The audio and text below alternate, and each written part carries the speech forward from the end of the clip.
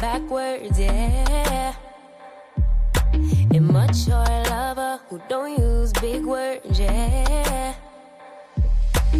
I don't need convincing at all because I know what I want. Baby, can't you figure it out? What's going on in your heart? What's it gonna take for you to love, take for you to love me? What's it gonna take for you to show, take for you to show feels, yeah. I've been trying to take it slow, but my patience low. Think it's time you let me know. What's it gonna take for you to love, take for you to love me? Yeah.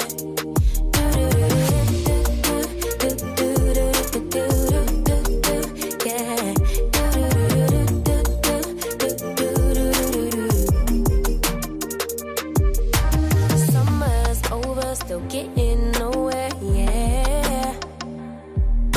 If winter blows here, baby, I fear we gon' disappear. Do you even want me? Do you even worry that I'm gonna love somebody else? Do you think about me when you're feeling lonely by yourself? What's it gonna take for you to love, take for you to love me? What's it gonna take for you to show, take for you to show feels, yeah. I've been trying to take it slow, but my patience low. Think it's time you let me know. What's it gonna take for you to love, take for you to love me? Yeah.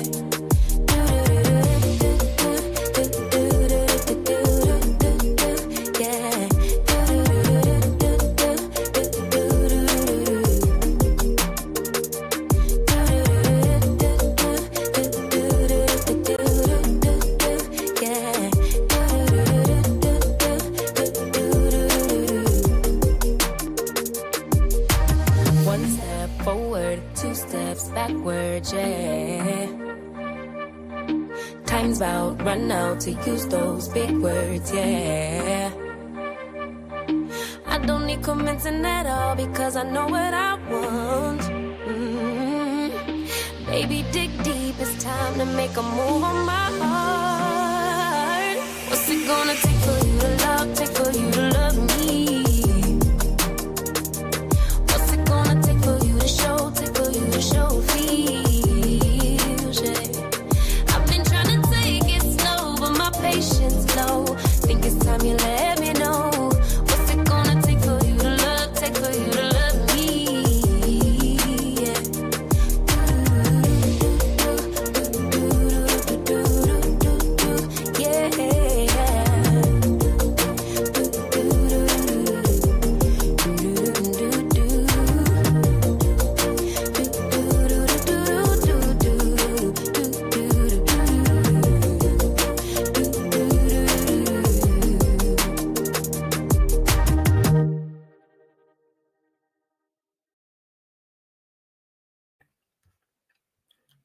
Hey, everybody. We are back. It is Tea Talk with your girl. We are back.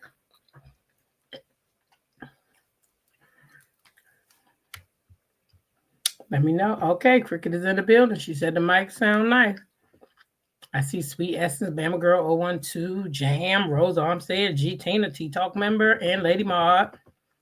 Proud Capricorn and CC, Tea Talk members. I see G Tina, Mahogany Meeks, Tea Talk member, and Lady Maud, Rose Armstead, Shirley Terry, Mina, Tea Talk members back in the building.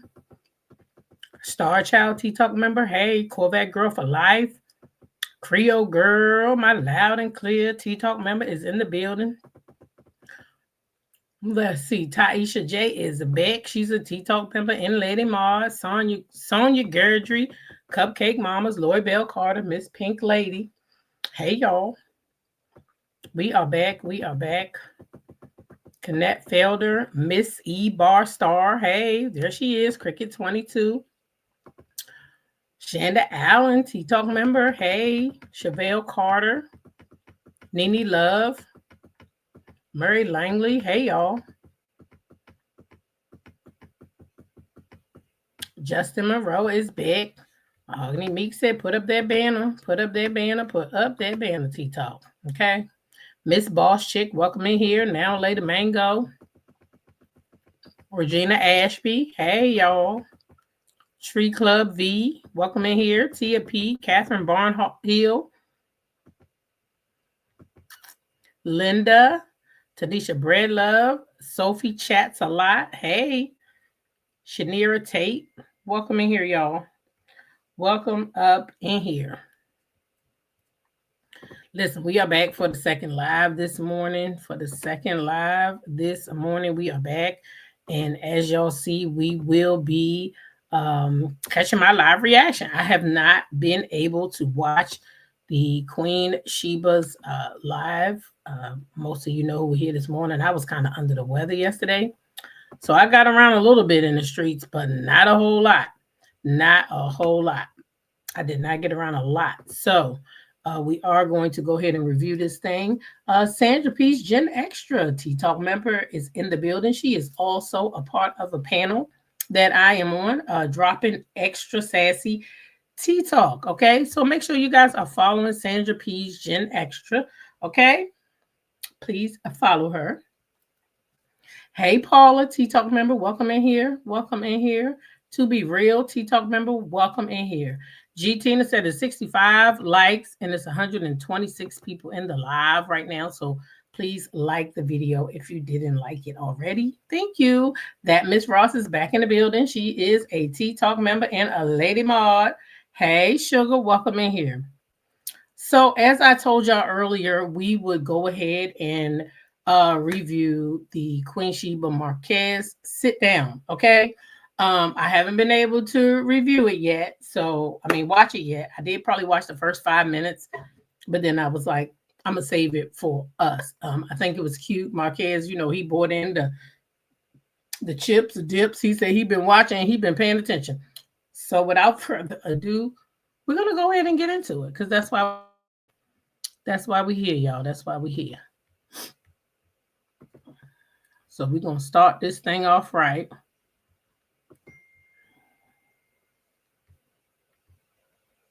And go ahead and get right on into it. You ain't got to wait till the 10-minute mark.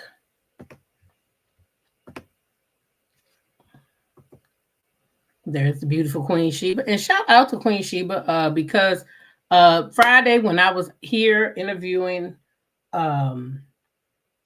Kirkland, LaVon Kirkland, from the former NFL player, a True T dropped by, and I was able to let him know she is the GOAT of this sector when it comes to reads. So I would not be remiss by saying Queen Shiba is the GOAT of this sector when it comes to interviews, because one thing she's going to do is bring us some spitfire interviews, and I know this is going to be one of them. Y'all was in the chat this morning telling me how great the interview was, so I know I'm not going to be disappointed. So without further ado, let me go ahead and start this video with the Queen Shiba, and Marques Burnett from Love and Marriage Huntsville. Okay, at least that's how we know him anyway.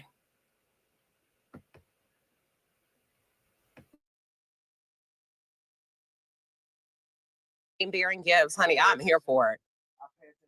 I like a good gift. Hey, and look, it's not an expensive gift. Okay. Well, it could be. Okay, I'm jumping out of line. When she said, "A way to a woman's heart." It's I love potato chips and queso. Yes. She said margaritas, but I don't have margaritas. I said a Texas girl. Yeah. Oh. Instead, we got a big bottle of Prosecco. Let me see that. So let's pop that bottle. Oh my! Okay. Listen. Chips and queso.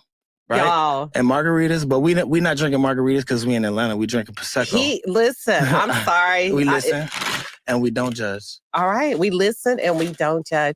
Let's pop that bottle. Is absolutely. You want to pop it? Let's pop it. Okay, because we gonna have a nice. Look, it's a big bottle too, y'all.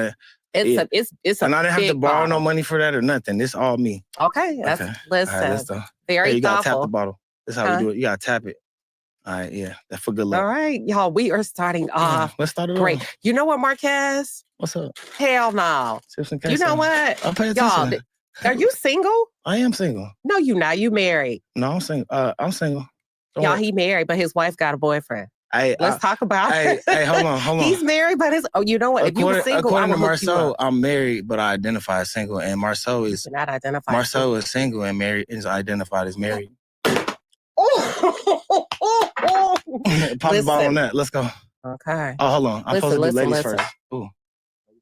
We going.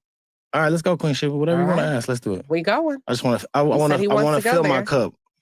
All right, thank you. You said, did you say Marceau is married but identifies as single? He is married but identifies as single. Do you know that for a fact? Everything is all alleged in my opinion. Okay.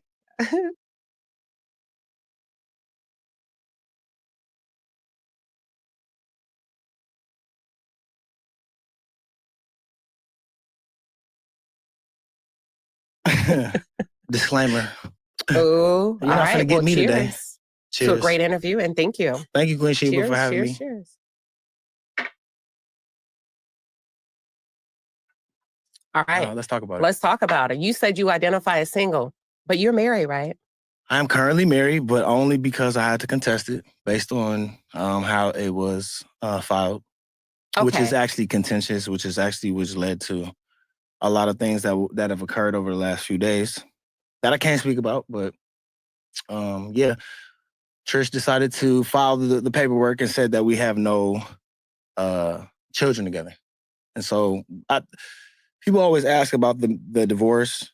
I think us getting divorced has never been an issue. It's just that we never talked about it. I think this TV stuff kind of forced her into actually having to deal with it and forced me into have to have the conversation because I chose to leave the marriage. So it's nothing holding me back, but now we're at a point now where she perjured herself and she tried to say we didn't have children. Otherwise, our divorce papers would have been filed. So until we get it resolved, which she's trying to say that she had it resolved, but she's lying. So she lied. She lied. And she pulled out false paperwork. And I think in months to come, you guys will see. I have the paperwork too. I brought receipts today. I brought receipts today, y'all. I'm telling you right now. I'm not a messy person. I am. But we're at a point now where I'm bringing receipts. I got receipts, so whatever you want, I got it. I want to see so the you receipts. Want to see the paperwork now? Give me a second. Okay. I'm going to get there. It's a little early. Okay, give me. Okay. You know what? Give me. You challenged me. Give it to me. Let's go. If you wouldn't have said that, pictures. Oh, yeah. So you guys will see. This is the divorce paperwork that was sent to my grandmother's house that I never received. Let me. Somebody says, I wonder why Trisha did that. In my opinion, hey, one crafty sister, how you beautiful? In my opinion, I believe Trisha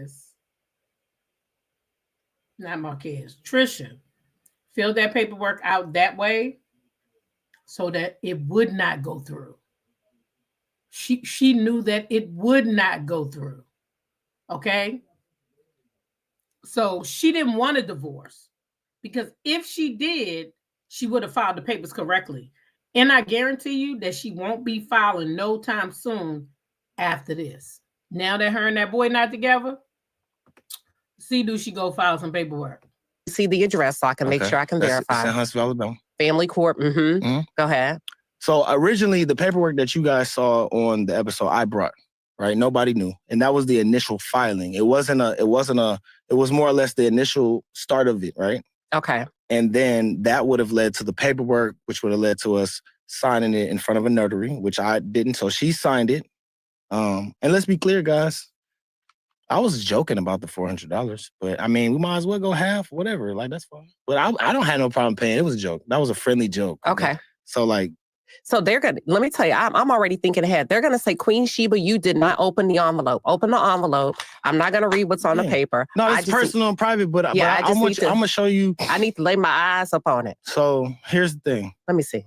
Why you doing? Here's the thing. They said we have no minor children together. I'm not going to go through it. I just need to make sure. Look at the date. Look and see who filed it. You can read it. It's not a problem. But people will see otherwise. They're going to want to portray that the documents that I had originally, right? Okay. They're presenting documents. Okay. They're presenting documents to me as of 2 days ago saying that this is a lie and that never occurred. Okay. So you're seeing it first. But you guys gonna see it somewhere else. And so you believe it when you see it. Hold on. Just I know need those to make documents sure, were y'all. modified. Because you know we deal with receipts now. Hold on. I ain't going to read nothing out loud. Here, let me show you. You see the decree, you gotta read where it says no children. Okay, I saw it. Thank you. Okay. That's it. So which means had I signed that, mind you, had I signed that, I would have had to prove that I have children. Right? So we have an 11-year-old daughter and a 19-year-old son. Do you think it was an oversight or do you think it was by design? It was by design. You can't oversight that. That's a very candid question. Do you have children under the age of 18 in this marriage? Can't oversight that. Why do you think she would oversight that on purpose, intentionally? Because I think she thought I was going to read it and she thought I could just sign it and get away with it. And then that way it would create more issues with me when it comes to seeing my daughter. Okay. Because had I signed that, imagine me signing that, and then I go to the school to pick up my daughter, and they say, "Sir, you're not on the list." And then I'm saying, "I don't care. I'm the dad." And they say, "Well, sir, according to this paperwork, you say y'all have no minor children." So now I have to go to court, right? I have to go to court just to see my daughter and to reestablish custodial rights. To reestablish custodial rights because if I basically ignored it, then I basically gave her rights through omission or whatever, through the fact. But no, the thing is I didn't even notice that because when I went to the courthouse, who caught it? The court clerk.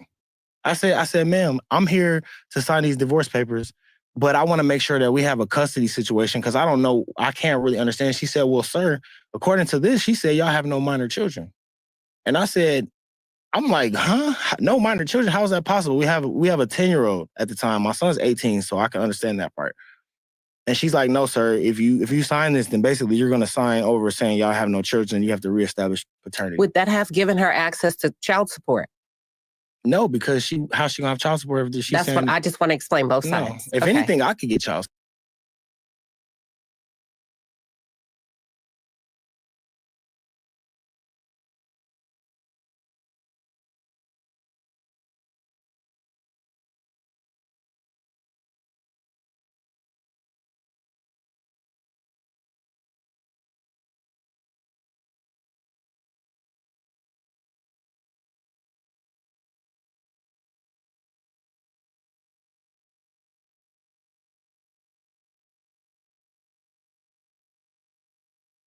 I'm sitting here running my mouth. I forgot to hit the mute button. Okay, I'm here now.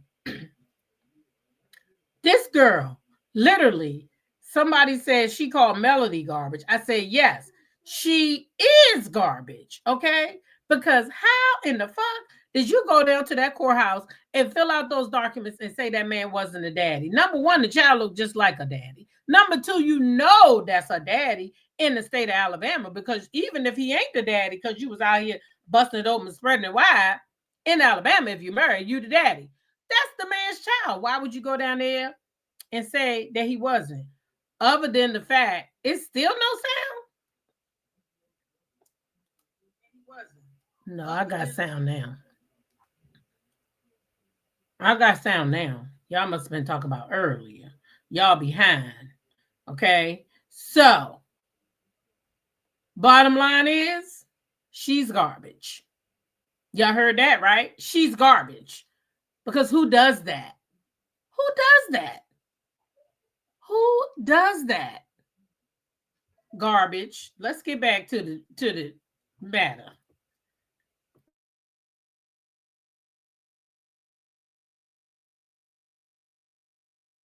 Support, because according to her, I'm broke. I should be getting alimony and child support if I really want to go. But that's a whole nother situation because we are in a whole different space now as of the last 2 days. Because a lot has occurred. Okay, based on your experience, right, before we really get into it, because we already into it, what advice would you give men? We're not talking about baby mama, baby daddy.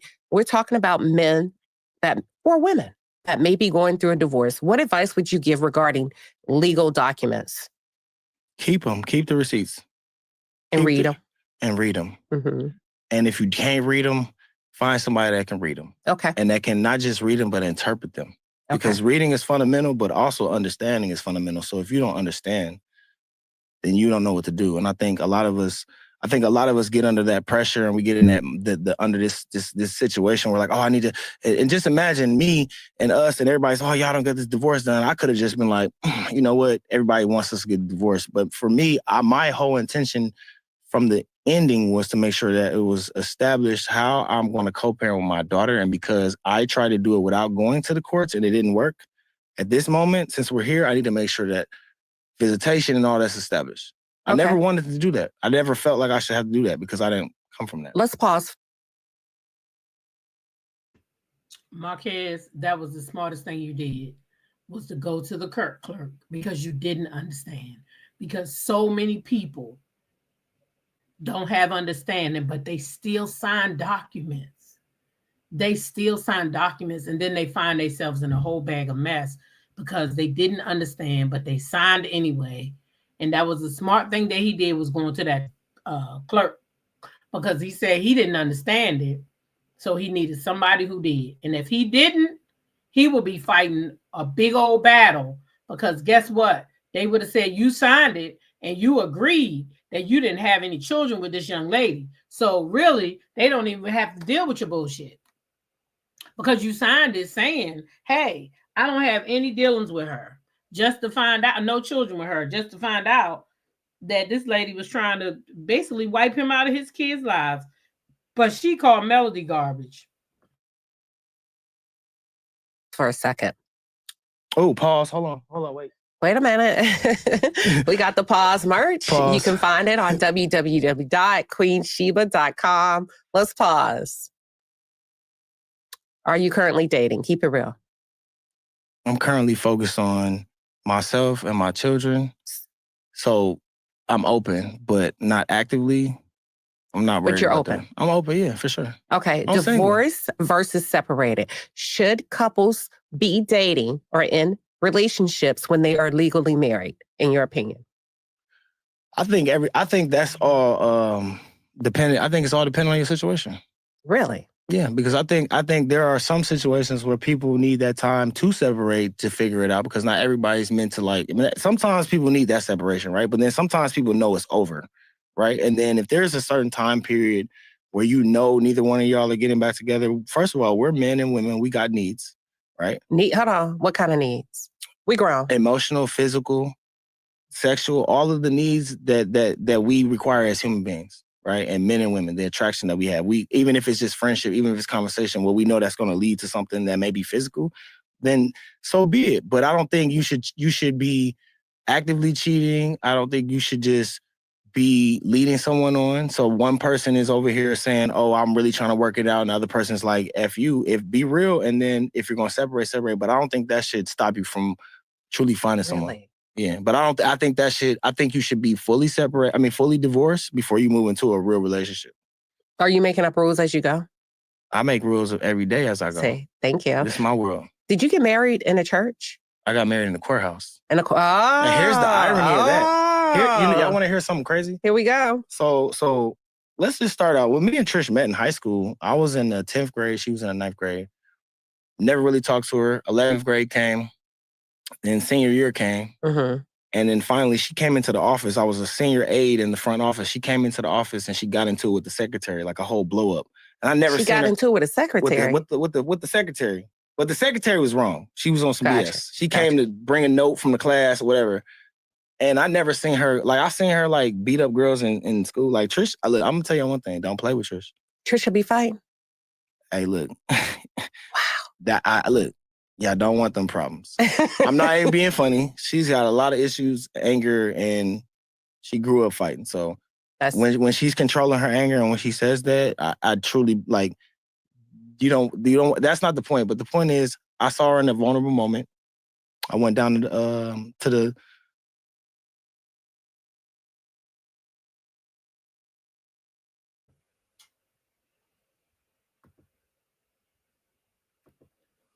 So now we know why they brought her on there for Melody. Because they all probably know that she's a fighter. So now we can verify this is why they brought her on here for Melody. They wanted her to lose her cool with Melody and go off. So they was trying to set this young girl up for some serious charges. Because had she done something, she would have had to face the consequences from the law. From the law.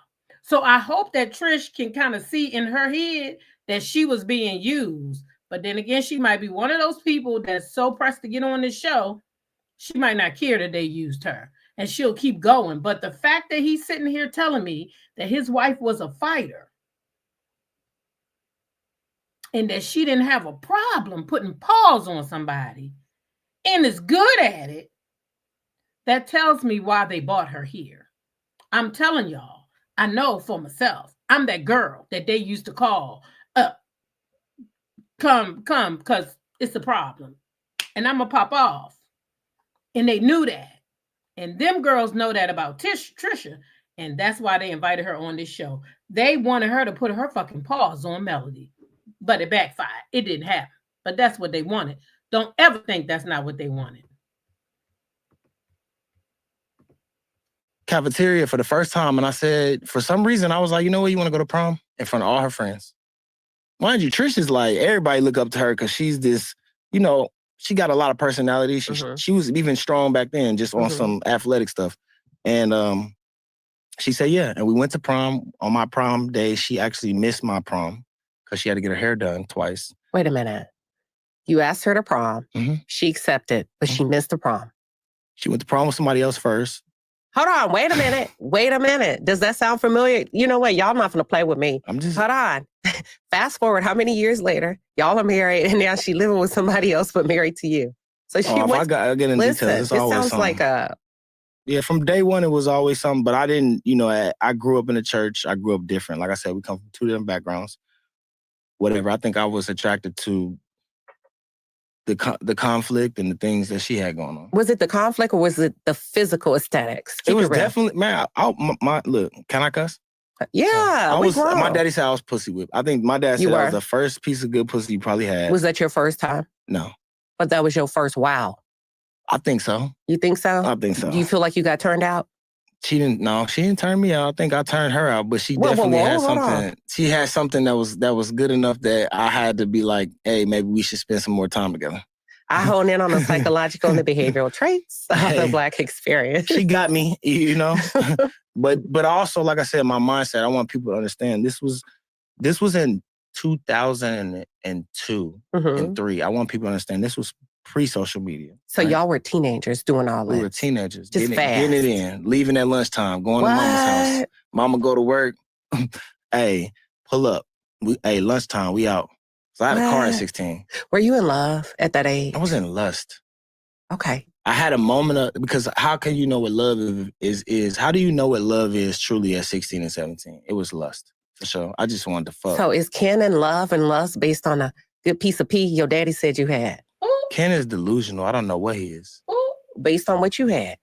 I don't know what he got going on over there. I couldn't tell you. She done had 2 babies since then, and we had a lot of sex since then, so I don't know what it's hitting like. Ooh. I don't know. I think Ken is just Ken is who he is, and whatever.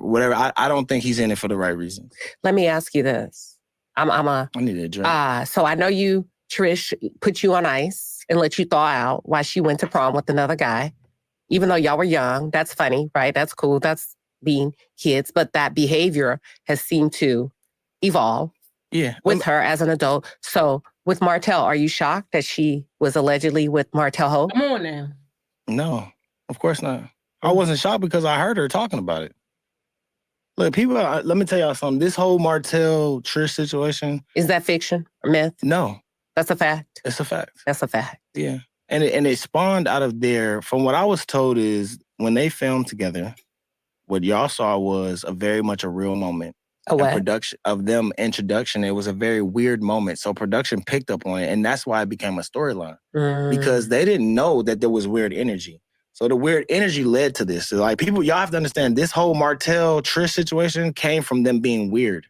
And somebody picked up on the production picked up on, and Stormy picked up on something ain't right, and all because she felt some type of way, and and that whole situation, which is I think is the irony in that is crazy because I feel like me and Melody have very much parallel stories. Now I think what he's doing is going off what somebody told him. Because you don't want me to sit here and believe that nobody knew about Martell and Trisha. I don't believe that. Sorry, not sorry. I do not believe that nobody knew. I don't believe that that storyline just came to pass because this storyline, I'm no disrespect to you, Marquise, and but this storyline of you and your wife would have been nothing if your wife wasn't. You wouldn't have been bored on this show because of this little storyline y'all got going on. Who are y'all that people would be so interested to know that your wife has a boyfriend and you're still around? Who would be so interested in y'all? I don't believe that your story is what got y'all on the show. I believe the fact that they knew that Martell had hit is what got her on this show. That's what I believe. In my opinion, that's what I believe. I see Tara has become a new member along with, what is that, Marcia Cooley. Thank you both ladies for becoming members on the channel. We appreciate you.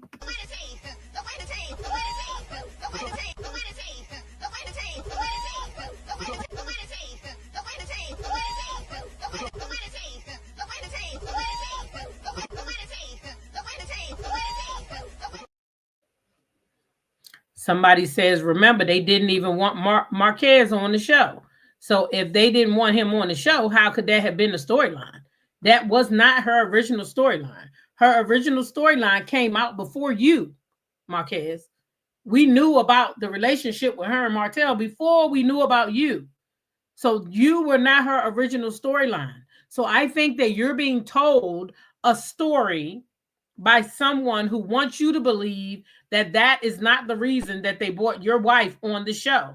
They want you to believe that you're a part of the storyline and you always were. But you yourself already told us that you didn't know. They tried to trick you into signing something just to find out that they were doing a whole storyline where they were calling you a deadbeat dad.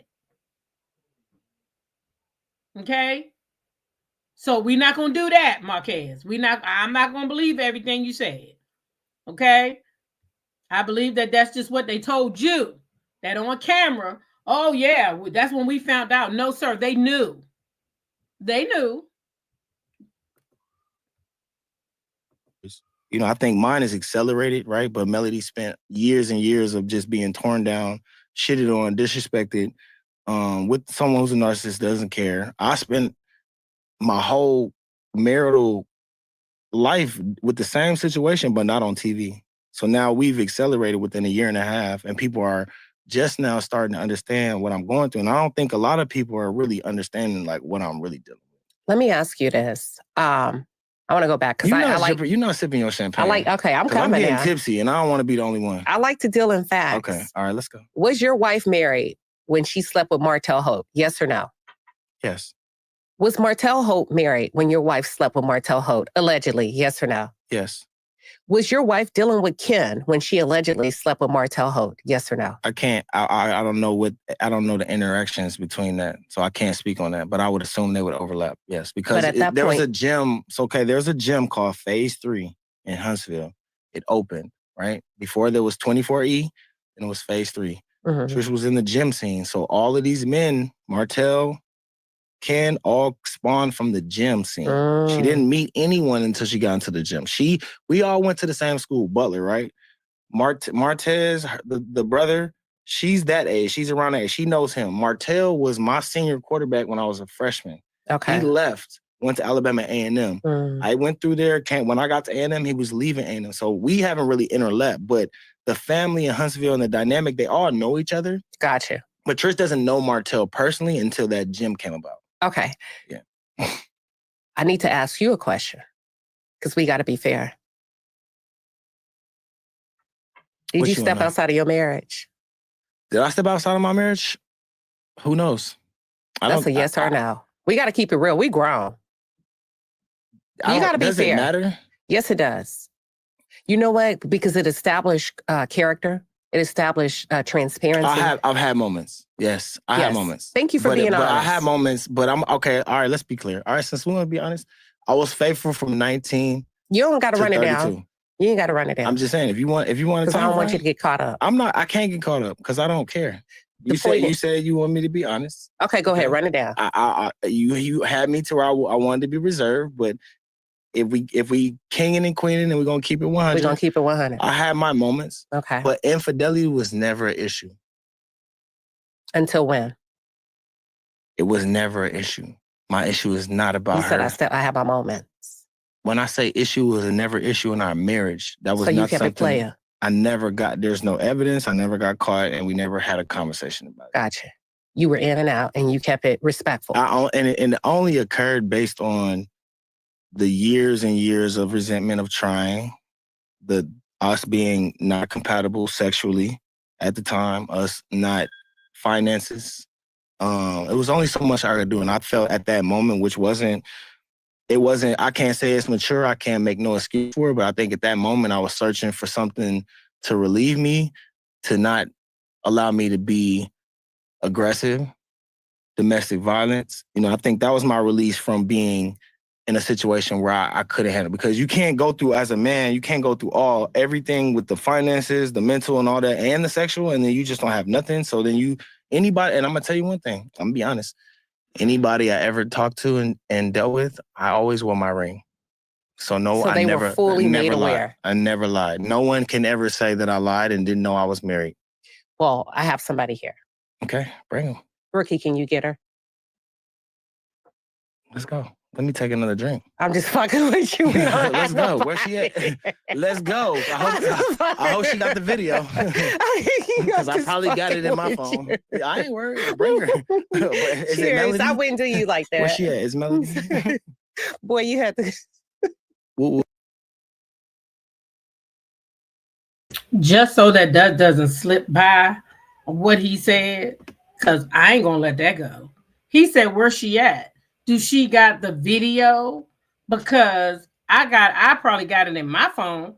So is that a thing that they do? Videotape these women and just hold it just in case they might need to bring it out? I'm very fucking confused why he said he had videos in his phone. Like, is this a Huntsville thing? Because let's get back to the video.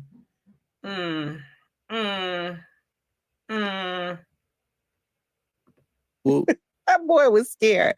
That was funny, huh? I'm not scared. Was that hilarious? No, I was excited. I want to know who it was. Like, you didn't did your research for real. No, I'm just kidding. No, I don't condone cheating, but it is what it is. We got to be realistic. At that moment in time, I had never cheated. I was afraid. Like I said, I grew up in a church, and I think at that moment I was seeking for just a release and an opportunity. And like I said, I never lied to anybody I dealt with. So let me ask you this. Sorry, let me put my phone. No problem. Just real quick. She got me out telling. I almost say, hey, look, y'all don't be coming out the woodworks talking about y'all messing with me. Like, let me tell you what about my audience. They appreciate honesty. We can respect and honest. You get ahead of it. You see what I'm saying? Yeah. Before somebody else does. And that's the goodness of this conversation. Let me ask you this. When you said, you talked about the needs of a man, is it hard for a man to restrain himself within a marriage? Let's say you didn't have all of that you were going through financially, not being able to connect with your wife emotionally. Is it still a challenge for a man if he's receiving all of those things? No. No? No, not at all. Because I know men that don't cheat. Okay. And I never wanted to cheat. I spent years, bro, listen, all we want, we just want to feel respected and loved. That's it. All that other stuff with the feeding and all that, like respected and love, because respect and love, obviously loyalty comes with that. And then all the enjoyment of life, because life is too short. And I think we get caught up in all of the BS of life and the kids and the work and all that. And we lose sight of like who we first were, right? So I can go back and look at me and Trish and think about the basketball moments and all the moments in the car when we were like kids and that was like the in love part, right? But it wasn't like the in love of being a 30-year-old or a 39-year. It's a different type of love because it's a different appreciation for life because we know it's short, right? So like the love that I'm looking for now, like you ain't not thinking about cheating. You're not thinking about none of that because for one, we communicate and we keep it at 1,000, right? And when you're not in that space where you trust each other and know each other, you're not going to ever keep it 1,000. It's not going to work. And I think a lot of it's faking. I got the answer. What's your love language? Physical touch and quality time. If you had to prioritize, which one would be first? Quality time. Quality time. But that comes with physical touch because if we spend time, we're going to be touching. Okay. Yeah. Did you make that known? Always. And and guess what? I was always the one that had to initiate sex. I was always one that had to initiate a hug. I was always one that had to apologize. And I'm telling you, after 10, 12 years of apologizing and initiating sex, there was a time where I didn't even want to have sex. I'm good. Now, I'm like, damn, am I ugly? Because I'm not cheating either. Right? Mm-hmm. Mind you, I was still in the church. I grew up Adventist. So my mindset too was also, I'm going to go to hell. Right? All this other things they that had I you grew scared. Up, they had me scared. And I also think like, you know, I just didn't know how it was gonna work out if I were to start dealing with a woman. I just didn't want those problems, right? But I honestly think that Trish didn't care because there were moments where they put me on a Sis Is This Your Man website. A right? What? Sis Is This Your Man on Facebook. Okay. What? Right, you was out there bad? Yeah. Some girl said something about he said he wanted to sit on my face. You was out there bad. Something. I mean, I was wilding a little bit towards the end. Okay. But at that moment, I don't think it wasn't about that. I think I was seeking just validation and wanted to be, you know, received as a man, right? And then also just nurtured and catered and loved. But Trish she don't have that, right? So do you have that? Can you give that? Always. Okay. Yeah, I'm very nurturing and catered. I'm very loving. Like I'm that guy who's gonna rub your feet, cook for you, and put you to sleep. Okay, I think I know what you're talking about. I'm gonna put you to sleep and I'm gonna wake you up too. Okay. Everybody, so that's your experience of who you are. Would that be her experience of what she received from you in that marriage? No, I think for her, she was just caught up in life and everything else. I think for her, it was the only time she became feminine is when she laid down on her back. Is when she what? Laid on her back. That was the only time she became feminine. That's tough. That's real tough, especially from someone who's very loving and affectionate and just want to be loved on. You know, and then what that does to a man, right, is eventually he starts becoming cold and he don't even bother. You know what I'm saying? So for years, like, I always came into it a mindset, I know she got these issues and I hope that, like, okay, this wall's going. I used to ask her, when is your wall going to come down? Give me time, right? But eventually, at what point is a man supposed to, how long are you supposed to deal with a woman that's broken? Or a man that's broken. What vows did you say in the courthouse? What vows? Mm-hmm. Whatever the court guy said. You don't remember? No. That's how long? Dude, for better or worse, thick or thin, death do us part, whatever. So that would answer your question. What was my question? Because I lost my... You said, how long is a man supposed to put up with a woman? I said, what vows? For better or worse, to death do us part. And no, I disagree. Okay. Well, that's your vow. You said it, I didn't. Okay, when we come to these vows, who made these vows? Are these godly vows or these man-made gods? Are these man-made? Okay, so hindsight, right? Growing up in the church and where I am today, you should value you as an individual and the person that you're with. I feel like it should be 100, give or take 10%, man and woman, right? If you're going through a situation in life with someone where you're not happy, you're not compatible, right? Equally yoked, whatever you want to call it, then you should not stay in it forever because it's detrimental, right? I understand the vows, right? And that's what I thought.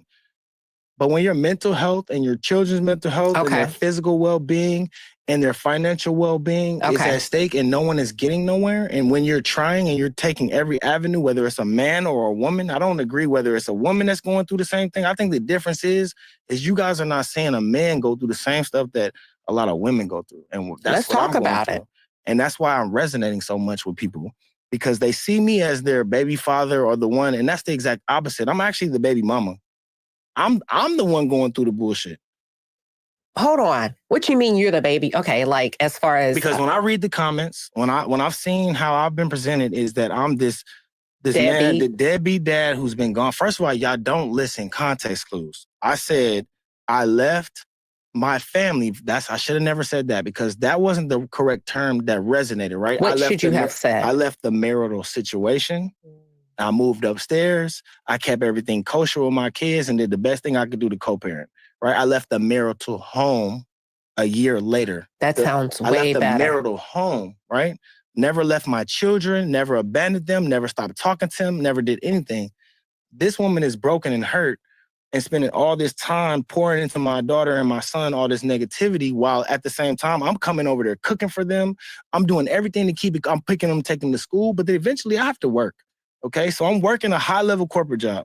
And eventually they're like, you know what, Marques? We need you in Houston, Monday through Friday. How long were you in Houston? 5 years. Okay. 5 years, right by the Galleria. I work for Bechtel, the largest construction privately owned company. I'm one of the only first Black males to be an expediter. You can Google it. I can show you my resume. I don't have to prove anything, right? But I feel like I have to express it based on what's being presented, right? My stance is I never wanted to be on TV. I don't care about being famous, right? But we're here now, and they're playing on my name, my character, my legacy, my children. And so I had to defend myself, right? I want you to be completely honest. There are some people that feel like y'all still love each other. And pause. If your wife came to you 18 months from now, Ken is no longer in the picture. He's been gone for a year. And she says, I made a mistake. I recognize the error in my ways. I'm in therapy. I'm in counseling. I would like to give our family another shot. Would you be open? No. I'm good. I'm straight. You wouldn't be open at all? I spent 12 years figuring it out. We're not compatible. Okay. I love you to death. I love you to life, Trish. No. I've been around enough women. And when I say that, not on no whole shit. I've been around enough quality grown women that have shown me, right, that what I deserve as a man, right? And then that way I can pour into them, because I'm gonna always be me. My mom always told me I was gonna be a great husband. Okay. I just didn't so happen to marry the right one. What are some things you wish you would have done differently in the marriage? In hindsight. Set boundaries and respect from day one. What does that look like? I was very passive aggressive. She was very emasculating. So I put up with certain things that I should have never put up with. Give us one example. Take your time.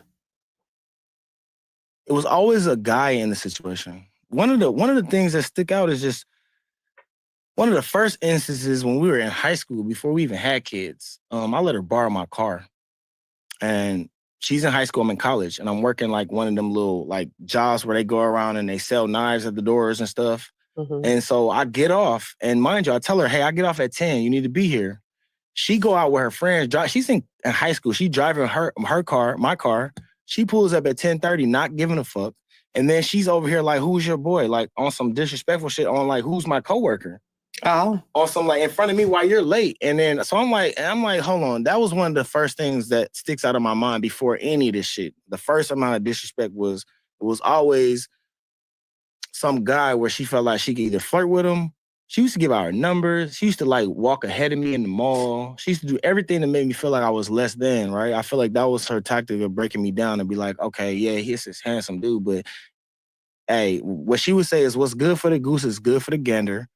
We never talked about infidelity. I never even thought she was jealous. What about anything in a marriage that stands out? Before I get the teen stuff. Right. In the marriage, that's not the same amount of disrespect. Okay, gotcha. One of the incidences when we were married, I was working at Monaco actually as a manager in the scene lounge. Marceau was the manager at the movie theater, and they would give us free tickets every day.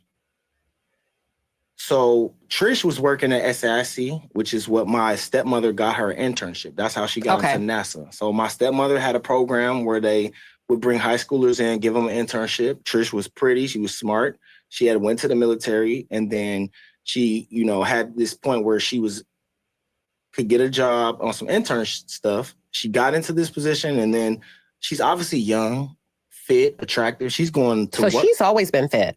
Yeah. Okay. But not like that. Gotcha. But just always had a body. That's one thing about her. She always had nice shape, period. I think the only difference is she got abs. Gotcha. Like the whole shape and all that's all the same. Okay.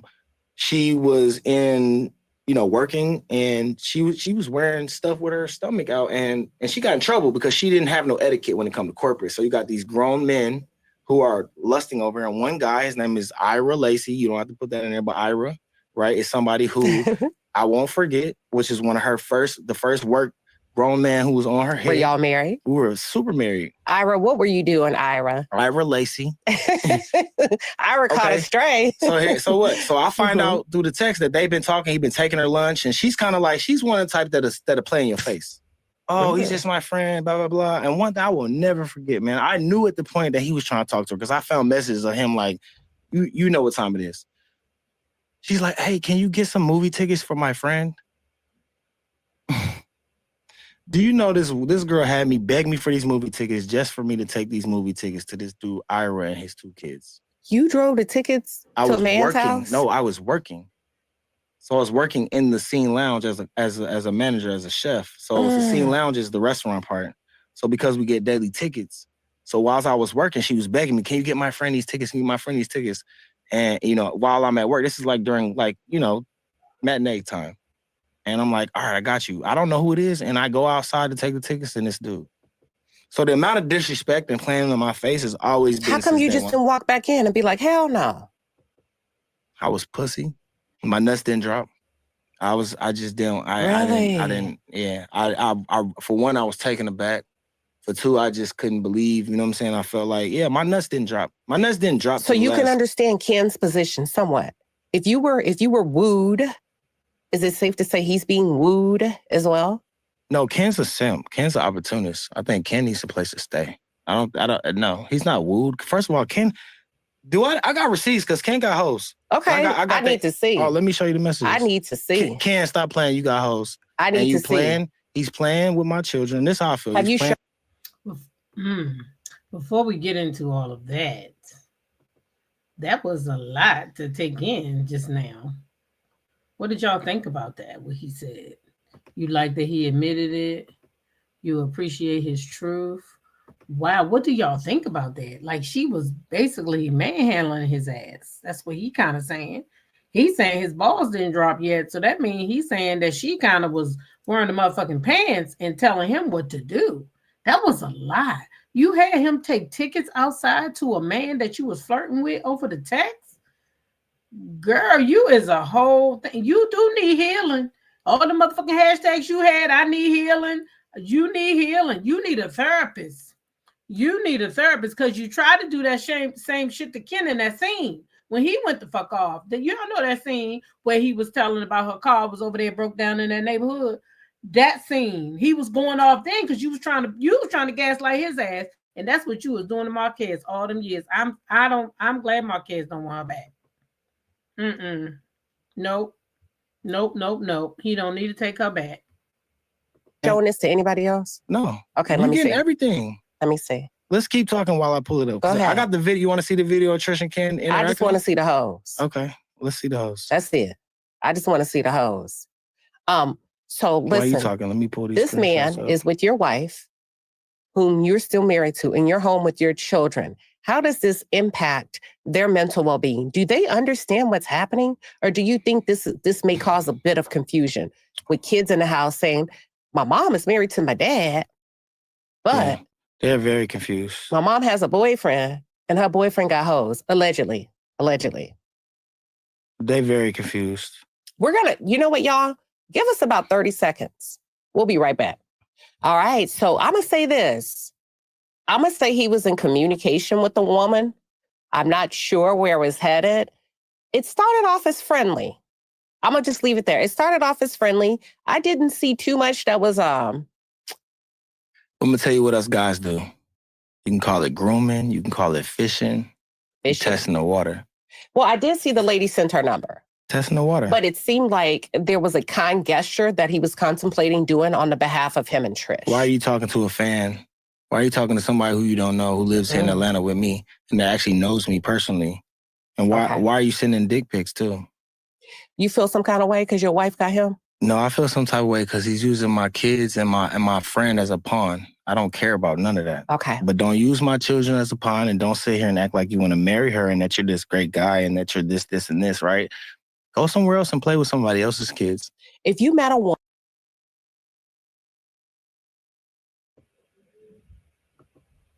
That man said Kim was sending dick pics while he was with Trisha. Y'all think that's why they broke up? Y'all think he finally told Trisha this? Maybe that's why they got into that fight. Or maybe after the fight, he told Trisha this. Oh, Kim been sending his dick pics out. That's not good. That's not good, y'all. This man telling it all. Woman, and you were dating her for a year. I'm sorry, I'm looking for this receipt. Don't worry about it. Don't worry about it. And you were dating her for a year, right? And y'all are in a really what you consider a very healthy relationship post-divorce. She has children. Y'all decide y'all are going to get married. Do you feel like that's the right time to meet her daughter? You said, how long have we been knowing? How long? A year. The question is being asked, is it recent dick pics? I would say it is because he's saying that he was talking to a fan, somebody of the show, which is actually turned out to be his friend. So I'm going to have to assume that it had to be because who knew him before the show?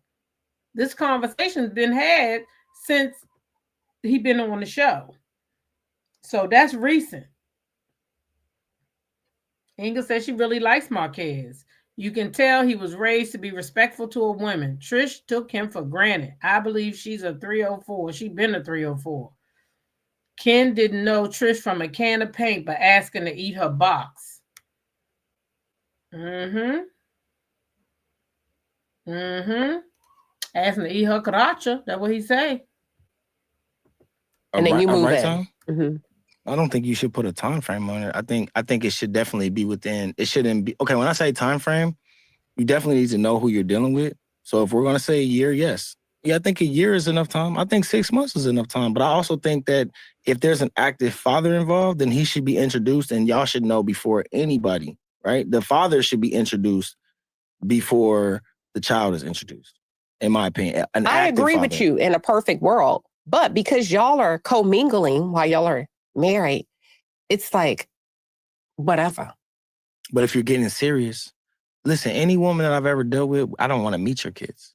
We could spend a whole year together. I don't have to meet your kids. I could even send you money for your kids. But I don't want to meet them because I love kids. And I understand once you get implemented into that, then it's way deeper than just you two. So I feel like if you're going to introduce, then you guys should at least be thinking we're going to be together. Whether it's girlfriend or boyfriend, you can't be here playing house. You definitely can't bring somebody and move them in and not sure if you even want to be with them. While you're single or married, it doesn't matter. It don't matter. It don't matter. But what I realize is that to each his own. But in my perfect world and what I would have wanted, let's talk first. Okay, what's best for the kids? Because I know the adults, y'all are doing whatever y'all want to do. What is best for the kids? If you really keep it real, what's best for the kids? Are we talking about pre or post? It don't matter. What's best for the kids is open communication and letting them know what we're doing, right? And not lying, not thinking that they're kids and they don't pay attention and they don't know shit. Having real, genuine conversations. Your son said, your wife said, they were talking, and then she said, we're going to get a divorce. And your son said, yeah. She said, oh, really? How did you know? He said, my father told me. Because I always keep it real. Okay. And that's her problem. She wants to lie and sugarcoat it, and these kids are not stupid. And I knew that from the time that I removed myself from that marital home, I stopped talking to my kids like kids. Because I knew my ex was not going to be nurturing enough to hold them to a point where they are not overly exposed. She did not care. My son was playing Grand Theft Auto at 3 years old. Okay. And I got into a big ass fight because I didn't come from that. Why are you letting a 3-year-old play Grand Theft Auto? So for how come y'all didn't talk about parenting before y'all got married? Or is it because y'all just got together so young? Children. Nobody, there's no blueprint to this. Man, you know there ain't no blueprint to this. We in love and we don't want to hear nothing they got to say. Pussy good, dick good. At that moment, nobody care. Just fucking shit up. And don't and ain't listening to nobody. And we sit here and you hear the old folks, oh man, right? That's even more motivation. My dad told me the day I was getting married that it won't last 5 years. But it did. And it did subconsciously because I knew I should have been married after the first year. Because you were too young or what? Because we weren't compatible. We weren't equally yoked. I was forcing it. I felt sorry for her. Come on, Marques. I'm being honest. And I was pussy whipped, and I felt sorry for her. You felt sorry for her? Yes. You were a child. Both of y'all. How can you feel sorry for a teenager when you're a teenager? Because I didn't come from that. I didn't come from the dysfunction she came from. I didn't come from all the drama. When I came and sat around her, it was like gossiping like we gossiping now. Imagine sitting on your mama's lap and listening to your mama. No. Imagine listening to your mama gossip to her best friend and you sit on her lap and you're not paying attention, but you're paying attention, right? And you're feeling that energy and you like, girl, yeah, you in your mind like, mama, you right. I'm over here doing the same thing. Like, yeah, girl, because I didn't come from that. I didn't come from dysfunction. And that doesn't take away from her, right? One thing about me is I understood the traumas. The difference is most men and most people don't understand. I listened to understand, and I brought it into my life to where I stopped caring about my family and I cared about her family more than mine. I feel like water seeks its own level. And even though you felt like you didn't come from that, could there be a way that somewhere in your generational line that you actually came from that? No. No? Why would you pick that? Stubborn, didn't listen. I felt like I knew what I was doing. God took me through this to make me a better man. Period. Like, if you look at my lineage, we're not cursed. And that's not, and like I said, that's honest. I talked to my grandma. My grandma's 96. Her mother died at 99. Her brother's 99. My grandfather was he was one of the first black men to be in the Union in LA. Like, I come from, my dad discovered L.A. Reid, Babyface. Like, I come from a long lineage of men and strong, and then Christian women, right? My grandma her family was with Ellen G. White at Oakwood, Adventism. You know what I'm saying? So I look at the generational curses, I look at my lineage, and I don't come from that. Don't mean we don't have issues, right? But I didn't come from certain traumatic issues. You have siblings? I have 2 brothers. You feel like they married better than you? I feel like none of them accomplished anything better than me. Oh, shit. They gonna hear this. And that's not a shot. No, they gonna hear this. My oldest brother I don't deal with. My middle brother, he's a great guy. Like, he's just one of the ones who's a photographer, carefree. He's a great uncle. Gotcha. My oldest brother, not so much. Okay. Yeah. Is that because of how y'all were reared? What's going on with you boys? Well, I think because my mom and dad weren't together, because my dad was in the music industry. He was very much a pioneer in the old school music industry. Like I said, he was the manager of Midnight Star, The Deal, Commodores. He discovered L.A. Reid, Babyface. So I grew up around all of that. I grew up in the studio. He was a Rolling Stone, or whatever you want to call it, but he didn't have multiple children other than with my mom. My mom had 3 biological children, same mom, same dad. We don't look alike. But my mom was a dancer, like a go-go. Go-go, yeah. She's centerfold, beautiful. My mom was light skinned with gray eyes, body, all that, right? So they got together, but my mom was a person of integrity, and she was like, hey, look, we're not together, but these kids are yours. So when I grew up... Were they married? They were never married, but I never knew that. Ooh. I grew up thinking that they had... And did they live in the same house? No, but they lived in the same house in California until we moved to Ohio. I knew they weren't together, right? Because my dad was in the phase of when LaFace records started, the 90s and all that stuff. So he the 80s into the 90s, he was full-fledged role manager, mentor, all this other stuff. So you didn't come up in a 2-parent household? No, but my daddy called, my daddy pulled up, and in my mind, hindsight, I didn't think nothing was wrong with it. But when I married Trish, I did realize my daddy didn't teach me how to change brakes. He didn't teach me how to ride a bike. He didn't teach me how to drive a car. But it didn't affect me until I got with her. Because she told me I wasn't a man because I didn't know how to change brakes or tie. Didn't mean I didn't know how. Didn't mean I couldn't. I wasn't capable, but because I didn't grow up that way, right? Because I didn't want to cut the grass and I wanted to pay my friend. She thought that wasn't manly. Because I thought I could pay somebody to do the brakes. She would basically chastise me and emasculate me, as in, you're not a man because you don't do this because my father did this. Was it emasculation or was it expectation? It was emasculation. Okay. Because expectation, right? Expectation is given in a way where it can be received. Emasculation is putting you down and making you feel less than. Okay, if a woman needed her man to cut the grass, to flex his muscles and do some shit around the house, how should she present that to a man? Baby, go cut that grass and I'll see you when you get done. So she have to fuck you to get you to cut the grass? She ain't even got to do that. Said, I'll see you when you get done. Listen, ladies. Okay, it's not about, listen, it's not about what you say. It's about how you say it. I don't want to use grass. Let's use trash. Okay. Ladies, And we coming from. I'm going to stop for 1 minute because one of your comment is on point, and I wanted to say hi to you and happy Valentine's Day, and thank you for sharing with us. You looked marvelous with your Valentine, okay? And I wanted to also say that I was very thankful that I watched Kempire's, he did a video on this Carlos King situation and all of that. And I was so thankful that he mentioned you because I was getting really irritated with these people out here doing, having conversations or writing pieces about this, but nobody put you in, and it's all Monique. Well, Monique didn't come out first. I always am going to say when to walk so the rest of them could run. You was the first person who came out who was bold enough to say, listen, I didn't like how I was getting treated over there and I quit.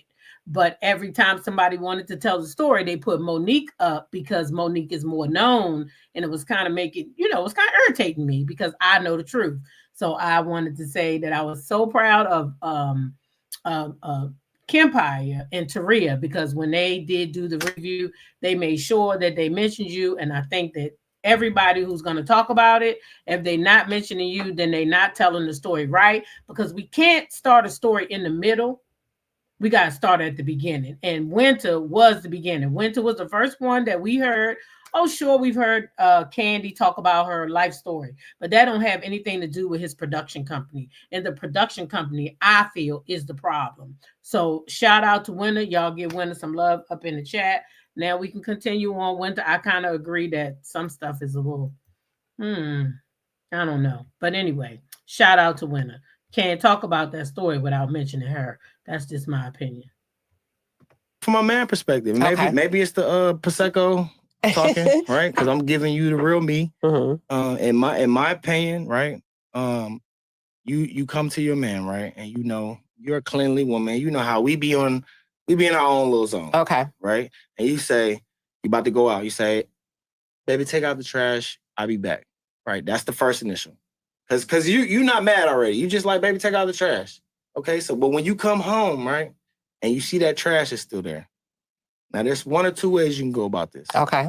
Right? We're listening. As a woman, there's one or two ways you can go about this. Number one. Why the fuck you ain't take out the trash? You know it's steak in here. You lazy ass nigga, right? Or, baby, you know it's steak in here. Why you ain't take out the trash? Like, come on. And in my mind, right? One is hostile. One is like, damn, I fucked up. You know what, baby? Let me take out the trash right now. I'm sorry. And then you could eat. And look, I'm not saying you got to do this every time. I'm not saying, because obviously people are lazy, they don't listen, right? Sometimes you got to get in our ass, right? But when we're talking about the core of respect and understanding your mate, right? Blowing one thing that could be out of proportion into something that becomes a full-blown argument. Some women would say that are tuned in, that sounds like a mom. That sounds like a man that needs a mommy. Are there any men out there that don't need prompting to do things around the house, that just do it? Nice. Depends on how they was raised. Depends on. Do you know any? Yes, I know some men who, if their mama raised them to be OCD, they're LCD. I think it comes down to compatibility. But what if their father? Are there men out there? How did you raise your son? There was no blueprint. I think I'm still raising my son, for one. But how I raised my son was, for one, to have respect, keep calm, be clean. You know what I'm saying? Wash your ass, clean up. But there was moments in time where obviously he was lazy. He's a boy, right? So I had to get on his ass about that. Right. I raised him just to have a level mindset and not just react on stuff. So when it comes to like cleanliness and all that stuff, I think that was just naturally like, hey, as a parent, like, you don't be dirty, don't stink, clean up your fucking room type shit. I think there are some people who get their ass whooped for being OCD. So they, in turn, that carries over into the relationship and it becomes issues, right? Because I've been with certain women who are so OCD that they might be mad that I moved the towel, but I might be with another one who don't care. I think it comes to compatibility. You know, I think it depends compatibility? on compatibility. Or understanding your role? Both. You got to be compatible first to understand your role. But if you know, okay, I'm going to come back to this conversation. What are we saying, role, though? Why not? I think. So I'm going to have to stop and address this comment. Get a Clue says, I think all men need prompting to do things because that's how they are socialized. I disagree. All men don't need prompting. Maybe there are men that need prompting because maybe they were not told that that was their responsibility or that's how they should take care of things. But all men don't need prompting. My first husband never needed me to prompt him to do anything. He made sure that our the trash was always out. If it snowed, he cleaned the cars. He did the driveway. If it was leaves out there, he raked up those leaves. He got rid of those leaves. He did everything he was supposed to do, and I in turn did what I was supposed to do. I kept our house clean. I kept our kids' clothes clean. I kept his clothes clean, and I took care of the inside of the house. But there was nothing on the outside of that house that I had to tell him to do. Nothing. And now my 35-year-old son that's in my house right now, he's married. He has a family. He didn't have to be prompted. He doesn't have to be prompted to do anything. He doesn't have. Now I only remind him because he suffered a brain injury. So on Wednesdays, I make sure I say to him, hey, son, don't forget the trash goes out tonight, because he still wants to be a man in his own right, even though he has, he's not, some things he shouldn't even be doing.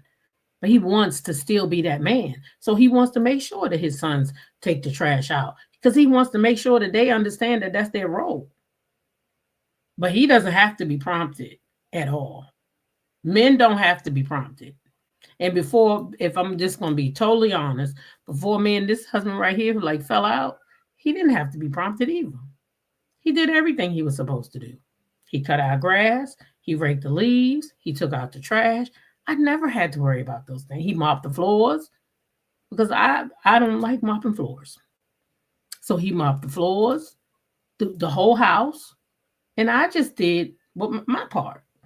But he never had to be prompted to do those things. So no, all men don't have to be prompted, but some men are not raised to do things like that. Like he said, changing tires and stuff. We made sure the kids knew how to change tires just because you never know if the car is going to break down. Right? Not the girls, the boys. But I didn't teach my girls how to change tires. I ain't gonna sit here and lie. Now they might have learned with their boyfriends, but I didn't teach them that. We didn't teach them that. But my sons all knew how to change a tire. But that stuff started from being around their dad and how they were raised. And they just took it with them. So they don't have to be prompted. When I go to my son's house, he's the middle son. His house is always clean. Trash is always taken out. Nobody has to prompt you to do things that you know you're supposed to do. So I don't believe all men are like that. I believe some men are like that, and I believe that's just because they fucking lazy. I think there's men certain... and women. You saying there should be certain roles set aside for men and women? Absolutely. Okay, on whose standard and who created this? It depends. Exactly. Okay, did you have a traditional marriage? Is that what you wanted and that's what you needed? I had no idea what marriage meant. So you was just out there. I just didn't want baby mama drama. My mind was, for one, my son was an accident. Okay, we had condom sex every time, and the day that she got pregnant, I took the condom off and I asked her. I said, I want this baby. We was in college. I said, I want this baby. And are you sure? She said yes. Both of y'all decided y'all wanted a child together. That I asked her in the moment, in the middle. Both of you decided y'all wanted a child. Both of us decided. She said yes. And I'm sure she probably decided based on what was inside of her. Okay. So, listen, but me, I made the decision because I really wanted to. Listen, I got one final question for you. And we're going to have to come back. We're going to do a part two, y'all. Energy. I'm just going to I want you to think about this. What's your role as a man? The fact that God has given you the honor of being born a man, what does that mean to you? Now hindsight, my role of a man is for one is to like, okay, role as a man in what are we talking about when it comes to a woman? Just in general? Take your time. I think role as a man for me is. See now, AJ Beauty says, I think as a society, we have outdated stereotypes, roles for gender instead of household chores that can rotate or compromise on. In a family, everyone should know how to do all things. I agree. My girls know how to take out the trash too, but we do more or less have them in here. It's the same as it was at my house, but I have made a judgment call. I don't want nobody cleaning up no kitchen because I think that kids need to be a certain age before they really start to clean the kitchen. I don't want to go in my drawer and find a fork with some damn food on it because you got a 10 or 11-year-old cleaning the kitchen and they ain't going to clean the kitchen like an adult will clean the kitchen. So therefore, y'all can all take turns taking the trash out to the deck right there. But my grandson's going to take them big ass cans out to the street, even though my granddaughter is stronger than my grandsons. She's the strongest one of all of them. She lifts the most. She do everything more than them. But I just want my grandsons to do it. Maybe I am one of those role people. I don't know. Winter says, this man sounds childish. Okay. For one, know who you are. Stand on who you are, right? Demand respect. Be caring and loving and kind and understanding, right? And when it comes to women, you have to understand them. You have to listen to understand, right? You have to, for us, women are emotional creatures. And for us, I'm an emotional person, but I think now at this 39-year-old me, my emotions are only based on like things that have occurred that I know it's not real. But I think when dealing with a woman, I'm a lot more softer and understanding that, okay, she may be on her period or she may be having a bad day. So I understand too, just sometimes it's okay to take the back seat, be quiet, give you a kiss on the forehead and keep it moving. I'm very much a nurturing person. I don't like to argue. I don't like to fight. But respect, integrity, honesty, and just really, I want to just live life. Like I feel like I'm like Rodney King. Can we just all get along? No. Like why? Why has it got to be so difficult? Queen Shiba, please tell me, why is it so difficult for men and women to get along? It's not difficult. Why does it seem like we make it difficult? Why? I agree with that. It's not that hard. If you're with the right person, it's not that hard to get along. Winter, now that you're here, I have a question for you. And it's not about this interview, but I just thought about it because I've been conversating with somebody about this. And I said, I think that Winter had said something remotely close to this. Okay, here's my question. Right now, that cast over there is filming LAMH, right? But OWN has not came out and said, we have renewed this show and there will be a next season. So my question for you is, that time when y'all filmed your last season, you know, the one that didn't show for like a year or something like that, had OWN already greenlit y'all, or were y'all filming in hopes that OWN was going to pick the show back up? So that's my question. Were y'all filming under the guise that y'all already were picked up, or were y'all waiting to be picked up when y'all did that last season? Because why did it take so long for it to come on? Can you answer that question, yeah or no? Because I've been going back and forth with people who say Love and Marriage Huntsville is filming, so they had to be picked up. But I'm in disagreement with that because I believe that I heard you say, or one of y'all say, that y'all hadn't been picked up yet when y'all filmed that last season. And that's what took it so long to come on. I didn't see no announcement about no renewal when I watched. Now, I did watch on a different type of app, so maybe they didn't show it. So is there anybody in here who actually watched the show last night and they announced that they are filming? I didn't watch it on it. I watched it on a press thing.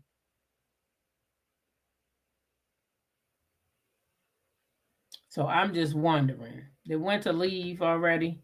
I thought it was supposed to come on at 30. Okay, Winter says, great question. Nope, they had not. You are correct. We film in hopes to get picked up. So now I want everybody to hear that because people keep coming at me saying they are filming, so they had to get picked up. That is not true. They could be filming right now in hopes that OWN is going to say, hey, listen, we're going to take you back. Now, I also heard that somebody said you were talking to Queen Shiba the other day, maybe, and you said that the network had said they wasn't even going to bring them back without you. Right? So I'm just saying, y'all, When I tell y'all this show ain't been picked up, it has not been renewed yet. So don't be fooled because these people tell you that they filming. But I tell you what can happen. These people that claim that they not watching the show no more, keep on doing all this press for these people, then yeah, they might get picked up. They might. In my opinion, CK has to prove to own that the show is still viable. Winter says correct. So that was another thing. They didn't want the show back without Winter. Now, I was a Love and Marriage DC from season 1. I tried to get y'all to come with me because at that time, I thought that this cast was very authentic. There was a lot of truth coming out. You know, Winter brought a little bit of truth out too. Winter, you know, you brought some tea to the party too. But it was, I felt like it was, and I remember pumping her up because I liked her. I didn't like the way Monique did her, but I felt like it was a good cast. I felt like they had a good mix and people were being authentic. So I did try to get y'all to come and watch that.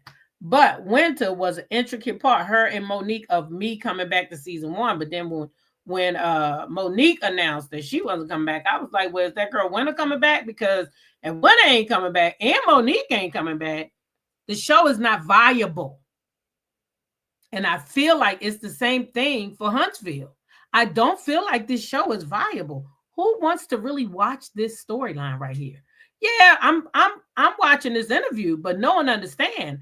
I'm watching this because of my sis right here, Queen Shiba, not because of Marques so much. Because I really don't care about Marques, Ken, Trish, or that raggedy ass marriage that's over and should have already had divorce papers on it.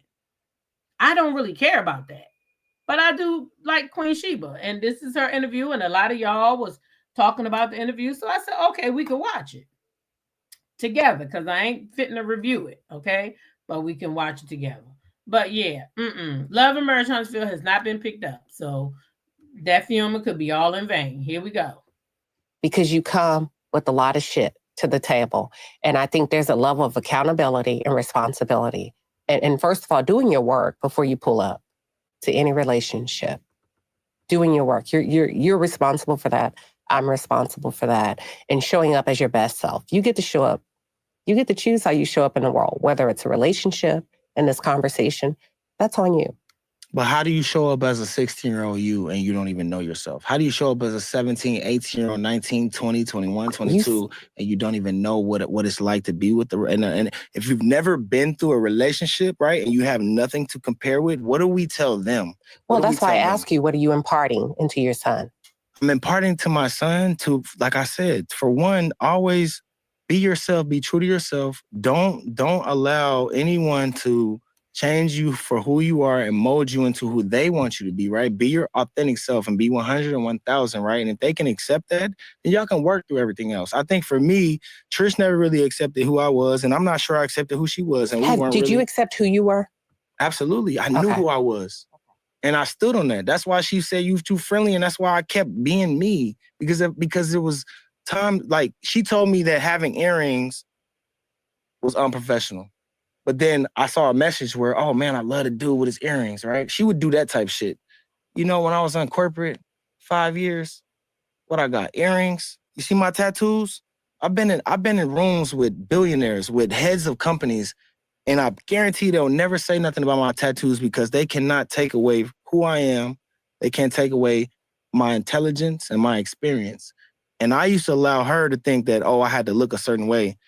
But I realized if you are who you are and you stay true to that and you are a good person, then it's going to reign true no matter how you look and what you go through. So stay true to yourself, set boundaries, and set respect. Okay, I want to talk about something that's been floating on social media real quick. Can I get some more champagne? Absolutely. There were clips that I saw last night that you got into a physical fight with your wife's boyfriend. Talk about it. There were no clips of us fighting. Hmm? There was no clips of us fighting, but all I'm going to say is... No, everybody's posting about it. That you got into a fight last night or yesterday or... I would just say that there was an altercation that occurred based on this, right? Based on lies, right? Okay. Right? How did he get involved between... Well, it's messy, but how did you... I want to... I'm sorry, I'm going to address that comment. When it says, I like attractive men and I love my handsome man. Ken is not my type. I'm going to have to go ahead and high five you on that one, Winner. Furthermore, I don't care for him, Ken, or Trish. Him meaning Marques, okay? I think they are strange individuals looking for a moment. I totally agree. I agree. He is no different than Trish and Marques. He is looking for a moment, period. He wants to be talked about. He wants to be on this show too. If you didn't, you wouldn't sign a new contract. So to say you don't want to be on TV while you meanwhile, we already know that you got a pickup letter and you already began to film. That's why you're not going to give too much information on this fight, because this fight is he's using this fight as an attraction to bring people in who like mess. Okay? Okay? Cece said, Queen Shiba's shade is top tier. She said, you got into a fight with your wife's boyfriend.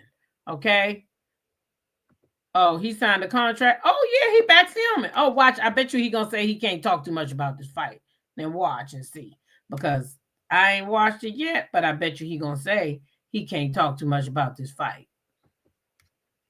Now, I backed it up just a second. There were clips that I saw last night that you got into a physical fight with your wife's boyfriend. Talk about it. There were no clips of us fighting. Hmm? There was no clips of us fighting. But all I'm going to say is... No, everybody's posting about it. That you got into a fight last night or yesterday, or... I would just say that there was an altercation that occurred based on this, right? Based on lies, right? Okay. Right? How did he get involved between, well, it's messy, but how did you... I need to protect the integrity of the show, right? Talk around it. Okay. But speak. Y'all know that. Oh, shit. Look a certain way. But I realize if you are who you are and you stay true to that I messed up, yeah. information, saying that I was lying. You feel like he was putting on...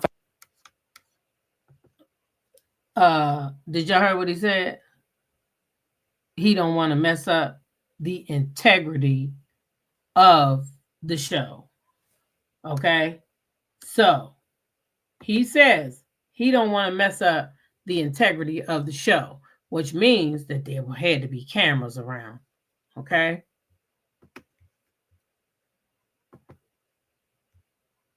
Talk about the truth.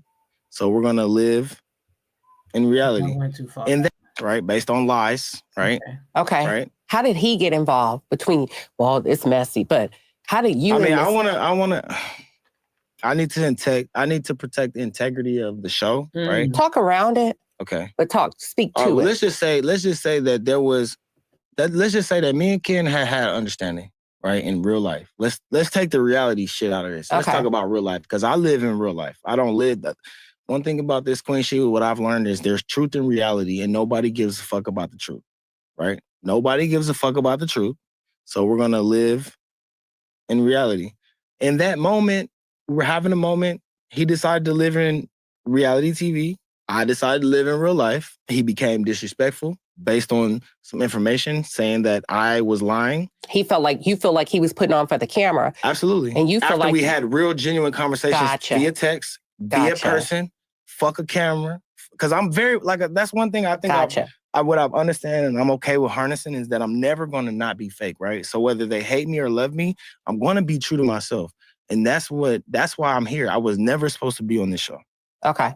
It was only supposed to be a guest appearance. But they didn't do their research. They play with God's children, because I'm very much, my mama says, I've been praying for you every day. My mama is a fan of the show since day one. She's a fan of yours, by the way. She loves you.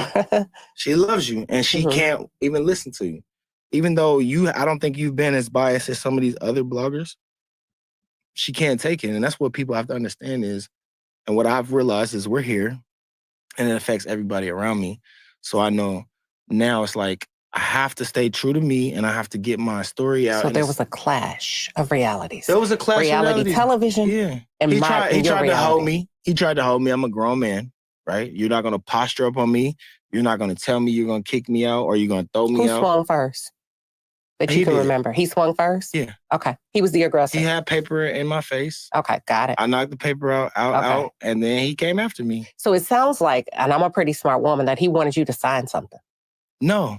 He was trying to tell me that I'm lying. Gotcha. And that the receipts they had that were altered. Gotcha. But we got the real receipts, my guy. So the receipts that you guys are showing with all this extra shit was amended. What was the small difference between what you have and what they had?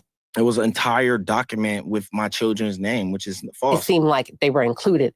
She had it modified because the day that I found out that it was some bullshit, I text Ken. I was like, yo, did you know that this motherfucker said we have children? He was like, oh, man, I told her that wasn't right. So what she did was, so now she's trying to backtrack because she thought I wasn't going to realize. Got it. She thought I was going to sign it and be cool, right? But what happened is now that I've said it on camera, right? I've already put it out there. She's backtracking. So now they got to go back. Now she has to sit here and act like I'm lying, but you can't lie when this is an original document, yo. So they had a modified version that he presented. Facts. And then you still have yours. And you will see it. Gotcha. And you're going to see it. And when you see it months from now, Queen Shiba, you got gold. You've seen it for yourself. I don't, look, I'm going to tell you one thing, yo. I don't have no reason to lie. No, that's okay. Leave it there. Last but not least, how do you feel finding out that the man that lives in your home has a criminal record of trafficking marijuana? That was just released on the internet. Hold that thought. Hold that thought. You know what? We're going to continue this conversation. Thank you for tuning in. There will be a part 2. Thank you, everybody.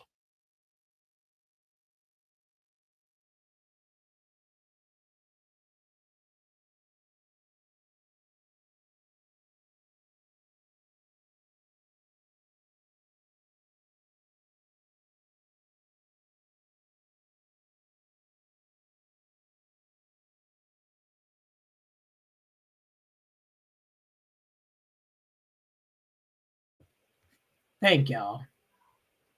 Anyway, I was saying that I don't feel that the reason why he can't speak up on this is because of court or any other reason outside of the fact that it's going to be on the show. He said he cannot mess up the integrity of the show. That's what he said. He didn't say court. He didn't say because I went and pressed charges. He said it would mess up the integrity of the show, which means their contracts on you are from year to year. Am I right, Winter? Your contract lasts as long as you're on the show, correct? Because every year you got to get a new pickup letter. Now, that's what I'm led to believe. Don't y'all get pickup letters every year? He's under a new contract.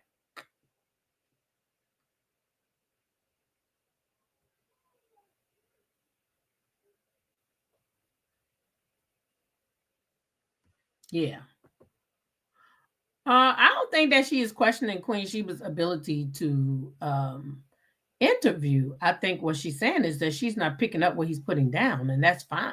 Everybody doesn't have to agree with Marques, just because he's speaking out, that don't mean that everybody's going to go along with what he's saying. That's not how it works. So we just got to respect that some people don't see it for him, and they don't see what he's talking about. We got to respect that over here. Y'all know that. I don't think it's saying anything about Queen Shiba, though. She specifically said that man. She didn't say Queen Shiba. She said that man. And maybe there was some stuff that she feel like he didn't get called out about. We all watching this with our eyes and our minds. So in Winter's mind, he's full of shit and he's childish. And she got a right to her opinion. She do. Everybody got a right. Everybody got a right. Why is him being on the show an issue? He should have the space to defend his truth. They drug him into this, so he should see it out. I didn't say there's an issue. What I said was, you can't come on here and say, I never wanted to be on the show. I don't care about this stuff. And then you go right back to signing a contract. Because irregardless, you don't have to defend yourself, because all you have to do is make it so that they can't say your goddamn name on that TV. That's all you got to do. The same way when everybody else leaves. They make it so you can't use them as a storyline when they're gone. So he could do the same thing. Make Trisha and Marques stand up alone. He don't have to go back on this show. He want to be on this show. That's my stance. He want to be on this show. I like and agree with Marques. Everybody won't. Him being in TV didn't mean anything to me. He can't because they've lied on him. Destiny's ex has restricted his name. Sure has. Sure has. You see, they don't say his name on the TV, don't you? He ain't never did an interview. He ain't never did nothing. And they don't talk his name on TV. That's it. He said he got money. If he didn't want to be on this show, he don't have to be on this show. He could take all this away, because first of all, I wouldn't want my kids to be on here as no goddamn storyline anyway. No, I would not. Nah, debunk Trish every chance he gets. He's already debunked everything. So now this ain't gonna be about debunking nothing. Why did Carlos bring all this craziness on reality TV show? They need to be in counseling. They all need counseling. You're right about that. I want to know why Trisha was living with and his family, none of his so-called in the military timeline.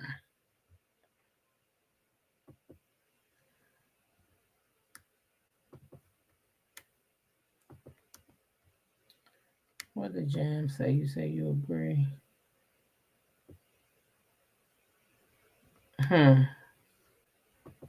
To defend his character, I believe, is why he wanted to be on the show, and I don't blame him. Is he really defending his character? Because you don't have control over no edits. So you really can't come on here to defend anything, because you don't have control over it. He don't have no control over the edits no more than anybody else does. None of these people have controls over the edits. So you can't say you're going to come and do anything, because you don't know how this film is going to be cut and sliced and diced. So you really cannot come nowhere to say you're going to defend anything, because you don't even know what's going to show up. So we can't tell that lie. He don't know what's going to show up.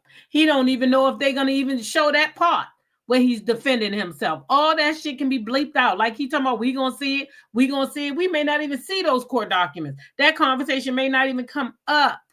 But I ain't going to see it no way, because I ain't watching it. But for the people that's going to go back and watch it, you may not see any of that. This could all be being used as a hype to get y'all back in. But when you get there, you may not even see these people like that. He don't know. He's not no producer. So no, I'm not buying that he's coming back here just to say his side. He don't have control over this damn show. Him being cast, people will interview him. People will interview. Listen.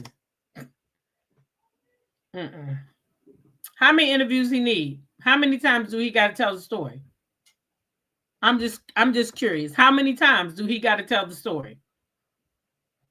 If he landed all out over there in an exclusive interview, what more can he tell after this? I'm just trying to see something.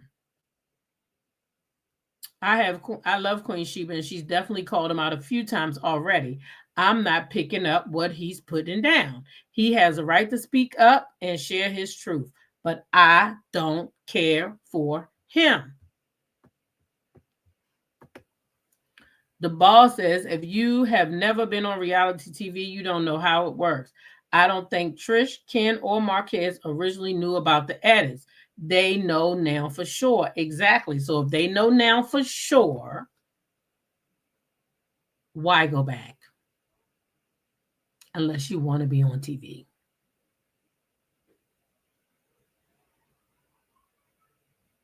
You want to be on TV. Pepper's Love says the same way they did Miss Van. Never showed her in past scenes. I'm not watching without Melody. Didn't watch reunions. I know that's right, Sandra P. You're so right at Tea Talk with Your Girl. I'm not watching show unless it's being reviewed in these YouTube streets. And I said mine, so we both have. Oh, Lord, what y'all talking about? What y'all talking about? What did he defend? Is he broke or not? Is he a deadbeat or not? Did Trish and Ken need to give him money or not? When did he leave? Why get pregnant in college as teenagers? I still have questions with no answers, right? Hershey said Marques sensitive ass. Hershey said she would have been getting his ass too. Y'all would just have to be mad at her shit. Hey, RJ. She said he wanted to be on the show, but as usual, he is going to say he don't want to be on the show because it makes him look desperate. I don't really care either way. Exactly. And that's all I'm saying. You can't say you didn't want to be on the show that you're still on. You wanted to be on the show. He wanted to be on the show. He making rounds and networking with people. Blackout. Marques is using this to launch his brand. He has already released a lot of merchandise. He already said he wanted to get with Mel on business. He asked Ken and Trish why they don't have a plan. Yeah, but then say that though, CC. Say that. Say that. I've been given a chance, an opportunity to use this platform. And now I'm going to use it in the way Melody Cherie did. And I'm going to put my stuff out there and I'm going to make it work for me. Say that. Say that. But don't say, I don't want to be here. You want to be here. That's why you went and signed that damn contract. Marques have auditioned for several reality shows. No, he didn't, Hershey. No, he didn't. Nope. I ain't. Nope, Hershey. Nope. Not Marques. He don't want to be on TV. Hershey. Marques said he don't want to be on TV. So where did you get that from, Hershey? Where did you get that from? He said he don't want to be on TV. That's what he said. Now, I dropped the link. If anybody wants to come up, I'm going to leave it there for a few minutes. If anybody wants to come up. If not, we can get out of here because I'll be back a little later anyway. I was going to pin it in the thing, and the thing wouldn't let me. I'll be back a little later on today anyway. So if anybody wants to come up, if not, I'm going to give it like 5 more minutes and then we're going to be out of here, okay? Okay. Preach D. Like, what did we learn? What did we learn? We didn't learn anything.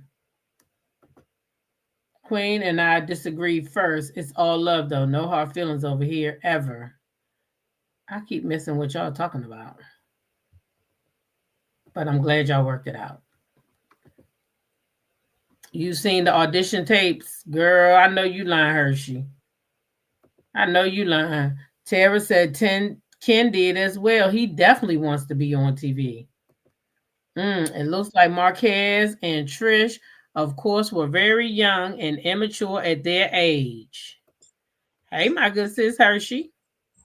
Hey, girl, you ain't seen no audition tapes, girl. Where you see these audition tapes? Girl, they had them on the YouTube in y'all sector. I know. Yeah, he had audition for a cooking. He had audition for a cooking show and all. And that's when he was married to Trish. And Trish, he was talking about his wife, his beautiful children, all of that. Like it's available. So he been wanting to be on TV. Yes. And that's my opinion. He's a pretty boy who's been told he was fine all his life. You know how we have, light skin with those pretty eyes. And he wants attention. Period. He wants attention. Now, when I was saying that, I would have told him, stop crying, do some push-ups or something. He's too sensitive. He's very, very sensitive. And I mean, at most, and I can say this from experience because usually the guys that I date, they usually look kind of like him.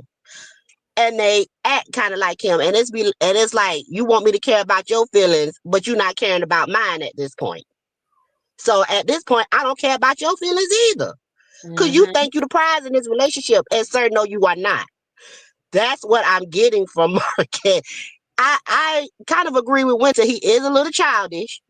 I don't blame him for telling his truth. If how he feels is how he felt. But at the same time, I just really feel like they both were way too young to be hunching. This is why your parents tell you don't need to be out there doing stuff that you are not grown enough to do, because intimacy comes with feeling. Let me cut you off 1 second. Misbehaving. I was gonna let you up. I see you drop down, but I was letting her finish her conversation. So if you want to click the link and come back up, come back up. But I wasn't gonna cut this young lady off while she was talking. So that's up to you, though. Go ahead, Hershey. Okay. I just believe that they was too young to be doing grown stuff. They both had immature minds. Because the way he even said Trish was fighting the secretary at the job, that's childish behavior. I know girls like that in high school that don't.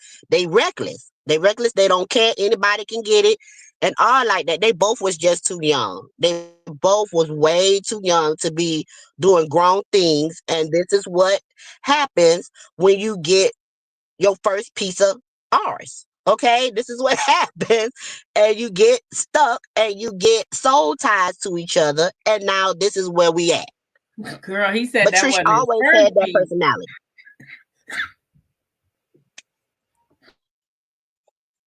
What you were saying now, I didn't hear you. He said that wasn't his first piece. That was his. He said it wasn't his first piece, but it was his He first. said it was his best piece. His best piece. But I'm like, in high school though, now, T-Talk, I'm a little younger than you, and but let's be clear. Do you really know you got some good D until you really got some good D? Do you really know? Not in no high school, you don't know. You don't even know. You really don't know. You don't even know what you don't even know what you doing. I can only speak for me. I didn't know what the hell I was doing until I was like a little grown, had a little bit kid. I think I had maybe 2 kids by the time I came into really know how to, you know what I'm saying? How to make that thing. But when I was young, I didn't know what the hell I was doing. At all. Like, I didn't know. With my, when I had a first or second experience, I didn't know that being like sexual things can have you shed tears. I didn't know that it can make your eyes go in the back of your head. I didn't know that it can make you tremble until it made me tremble, until it made me cry. Right, I didn't know that. Right. Girl, so how do you know? Child, who you talking some stuff now, child? We gotta come back after I just said, how do you? After That's all I'm saying. How do you know? How do you know it make your leg tremble until it actually make your leg and your whole body tremble, and you looking at this man like you trying to make me a stalker, and I'm not trying to be a stalker. Right. Okay. Exactly. How do you know? Exactly. So I feel like that was his first good like it made his mind like, oh, I want some more of this. You know what I'm saying? So it might not have been his first piece, right? But it was his first good piece. Exactly. And so how do you know until you get with something better? You know what I'm saying? So just like the first time I ever had a man, do his treatment, down south. I thought it was okay until I realized, oh my God, it make you do this? Yeah. Like, the first one was all right until I got with someone that was, okay. You get with somebody that know how to, they know how to, yeah. So I just feel like they was way too young. I feel like Trish always had the personality of, you cool, but I'm gonna get with someone better. Because he even said that she's like ghosted him for his prom. Like, she went to prom with someone else after he asked her in front of everybody to go to his prom. He said that lady had his car when she was in high school, came to pick him up late, and was checking out his coworker. Wanted to know who his coworker was. This girl been getting down on him, and I don't care what he say. She been exactly. So this ain't nothing new. It's nothing new. I mean, at the end of the day, I don't feel like Trish has, and I don't care for Trish, no, but Trish has the personality of, you don't ever think you're irreplaceable. She been had that Beyonce mentality. Don't think you're irreplaceable. I can have your replacement here in 2 minutes. In 2 minutes. Sweet Essence, turn your camera off. Turn your camera on real quick, and then turn it back off. They be using our names to try to come up here and show they weed whackers. There you go. Okay, you can turn it back off. Them boys be coming over here. They be getting y'all pictures and putting y'all names so they can come show their ding-a-ling. Yeah, I'm Hey, at work. I'm sorry. How you hey, doing? welcome. How are you today? I'm Hey, good. sweet essence. Hey, girlfriend, how are you? I just wanted to just put just my little 2 cents in. People may disagree with me, but I have to just say one thing. One thing is this. I'm 57 years old, okay? Like we all said, we know our experiences, how it was, where we was in life, what was our good, and what was our bad thing. But people need to stop and recognize this one thing. This young man was not in the generation that we grew up, and how we was taught, and how we experienced our things, and how we got it. This is his story, his truth, where he was in his life, and if he say that was his best, we have to accept that was his best. We can't take our personal feelings and say, "Hey, no, I don't believe that," or "I don't feel that way because that's where we was and this how it was." That was ours. You can't say that that was not his, and that's how he felt it at his time. That's my issue. Okay, we have to learn to separate our personal experience and feelings, and recognize how we would have done things and what we feel it should have been from the way we grew up or how we walked and how we moved. He is not of our era. He only knows the way he was raised and what happened in his time frame and his period. So what he said, what he experienced, and what was his best, and how he did and put it down, that's his truth. And who are we to sit up here and deny and say the man is lying and it's not true? That's my issue. Who said he We was have to. lying? I'm just saying in the chat and But people's perspective. But this is no different. What I do see a lot of people getting bent out of shape in the chat, but this is Yeah, no different, sweet essence. This conversation we having with him is no different than we've had against Tisha, against Destiny. People have their feelings and they are entitled to them. Everybody does correct. not have to agree with Marquise, and that's the end of the story.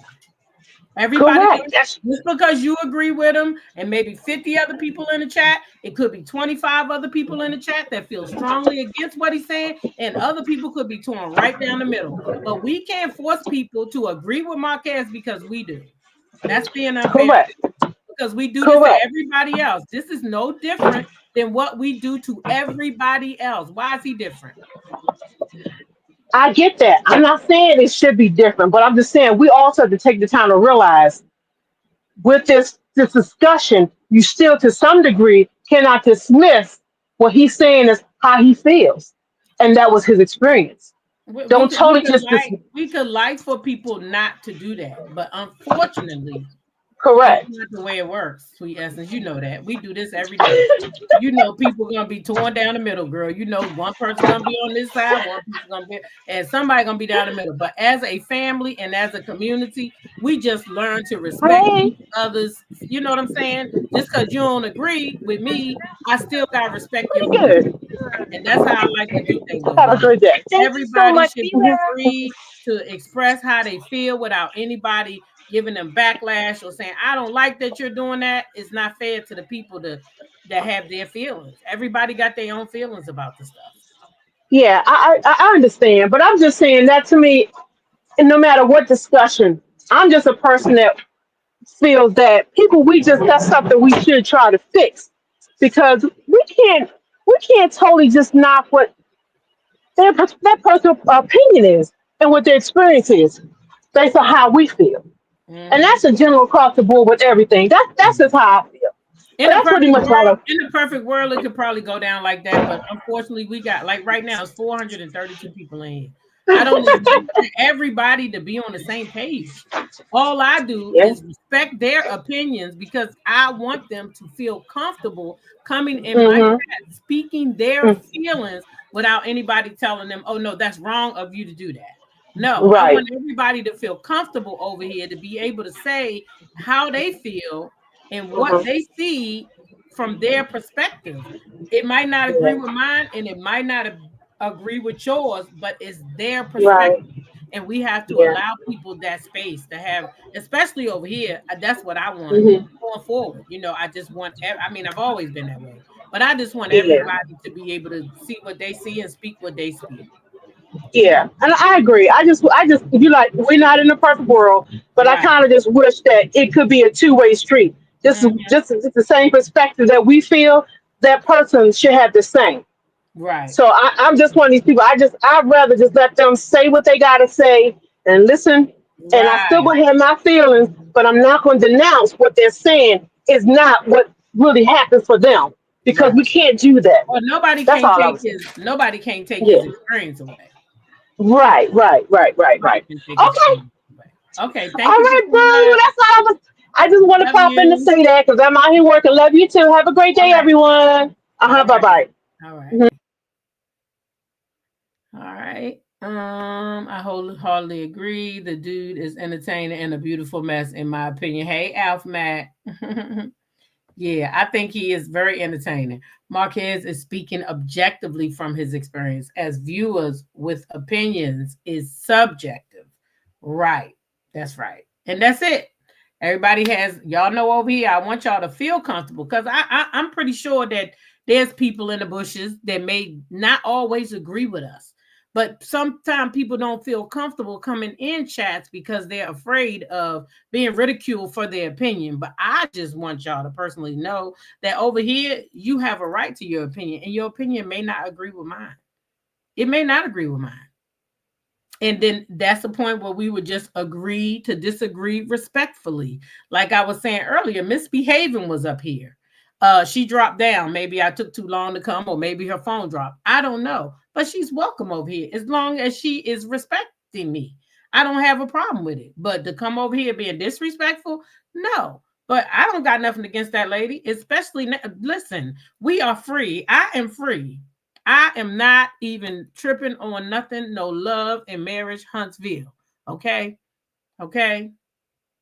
So I just want everybody to know that you are welcome here. You are welcome in the chat. You can come down, you can speak, and nobody should be, ridiculing people for their feelings here because everybody has a right to their opinion. And it may not agree with yours, but we all different. And we make up this great community, but we're all different. Yeah. We're all different. Yes, he was speaking about his life experiences. Yes, he was. One thing for certain, two things for sure. Kids will grow you up fast, and yeah, they will. Uh-huh. I don't think he's like Martell. That's an entirely different beast. Your chat community made me feel comfortable to engage in the chat. Thank you. Right. Thank you, One Way 4275 for speaking out. Good question. I kind of think Trisha is more like Marty. Yeah, I think Trisha and Martell are more like than I don't think Marquez and Martell are like. Mm-mm. I don't think so. No, I don't think they're like. I don't think they're like. Kisco said, why is everyone so sensitive this Sunday morning? Relax, relate, and release. Yes. Relax, relate, and release. Welcome back, Hershey. I see you say your phone had dropped. Welcome back. Sorry, my phone did drop. But I do have a question. Mm-hmm. So who you think is more like Martell, Ken or Marquis? Oh, you mean between those two? Yes. Ken, for sure. Let's start with the Oh. fact that he always talking about what he doing for somebody. That's Martell. Oh, I built Melody up. I built her up. Yeah, yeah, yeah. Then when they had their first big argument on the screen, what did he do? He said, you got a broke down, busted up car. You got this. I take care of your kids. I do that. I do this. That man is just like Martell. Now she's saying she was being verbally and mentally ABUs. I don't know how true that is, but I believe that Ken is more than Marquez. What about you? Now I always agreed that Ken was more like Martell. And I'm gonna tell you the reason why I think he's more like Martell. Mm-hmm. Because Ken, how can I say this nicely on a Sunday morning? Ken was that not so cute dude in high school that got looked over. High school. Okay, go ahead. He was that not so cute guy in high school that got looked over. And now he was working on his body. He's more physical. And I think that's Martell thing too. Cause like, yeah, he was part of the football team and all like that, but he didn't get cute until Mel fixed them teeth and told him that God been told you to get rid of that hairline and cut your hair. See, this is Mel the one that made him who he was. And then y'all have seen Tuka play that game and that Wendy Raquel character when she fixed Bobby Brown up character, and then he happened to look in the mirror and lost his god doggone mind. That's Ken. And that's Martell. You happen to look in the mirror and see that you look a little bit better than what you used to look, and now you out here out of control. So yeah, I do believe Ken is more like Martell, because Marques has been cute all his life. It seemed like all his life he's been told you so cute. Oh, he's so fine. Look at those eyes and look at this and look at that. Marques has been told he's been fine all his life. Them two Negroes haven't. At all. Hey, Pearl, I put you up, but you're not showing up. I don't know why. Can you hear us? Hey, Pearl, are you there? Justice, hey. Hi, T-Talk. How you doing? I'm all right. Hey, Pearl, I think you got to drop down and come back up. Okay, she already dropped down. All right. So, Hershey, was you done? You could keep talking for a minute if you... Yeah, that's all I really had to say. I just think that Marques is just a little sensitive. He's a little bit more sensitive than my cup of tea. I don't like my men whining all the time about I'm not doing this and I'm not doing that, and what about this and what about that, and on my arse every minute. I don't like. Can you let me breathe? Do you got some friends or something? Go play some basketball. Like, that's just me. So that's why I said y'all would be told me up in the comments if I was on the reality show with him. Because y'all would be like, why are you talking to that man like that? Because he's whining and it's getting on my nerve. So that's just me.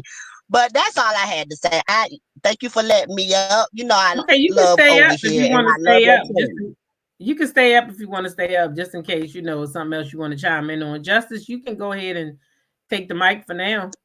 Okay, I really like Marques, and to me, he's totally separate from all the men on that show. And it's not that he's a great guy. It's not that he hasn't did wrong. It's not that he hasn't failed in some areas of life. It's not that he don't need improvement. It's the fact that he can admit it.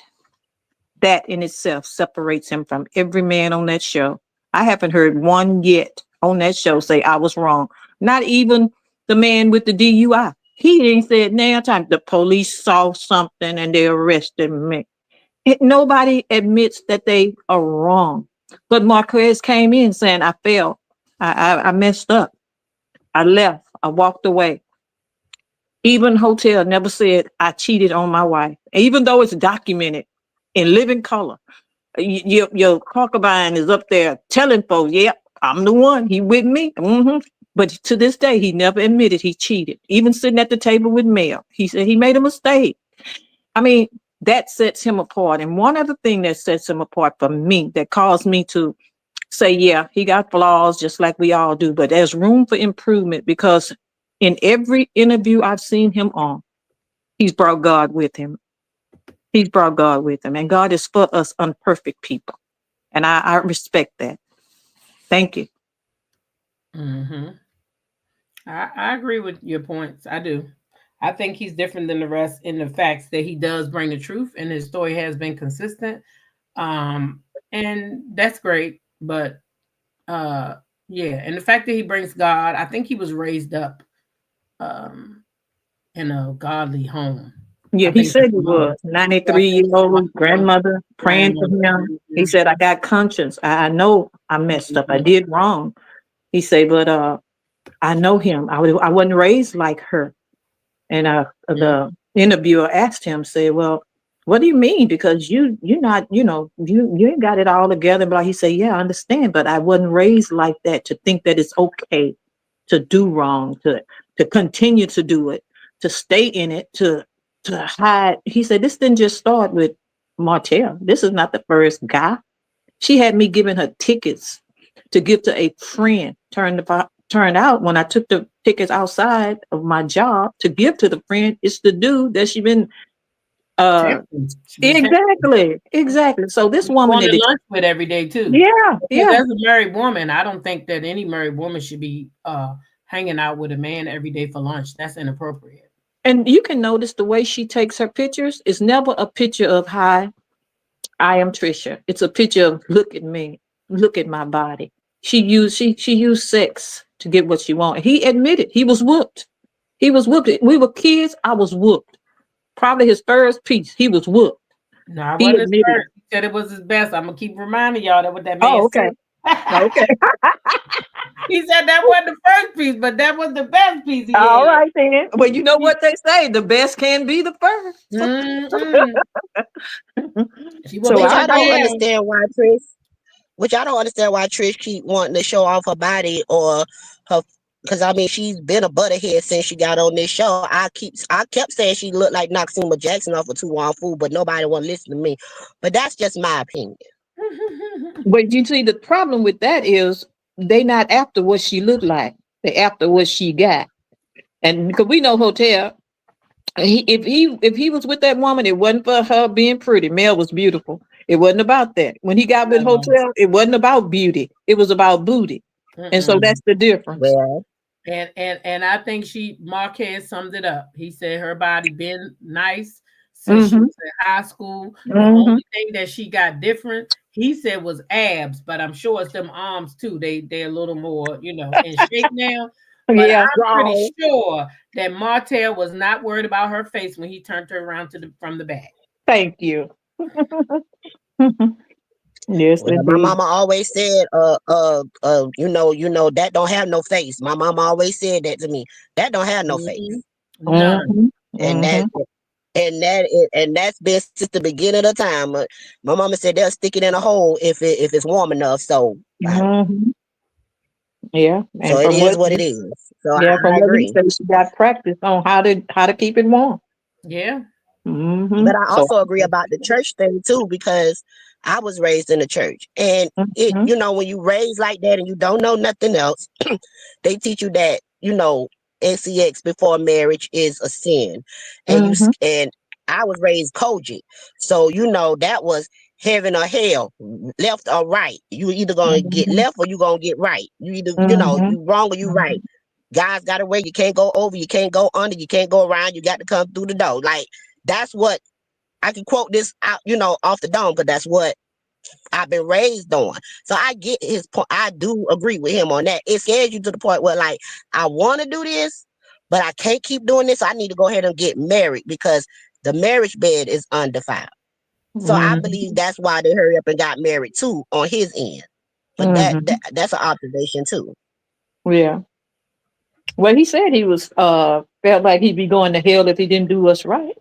He said that he was raised that way. So he tried to stay in the marriage longer than he should have because he's trying to not break up a marriage. But then he say, what if where you at, even if you're male and not a woman, I'm talking about an MALE, even if you're a male and not a woman, are you supposed to just stay there and tolerate the abuse, the castration, the way she treated me?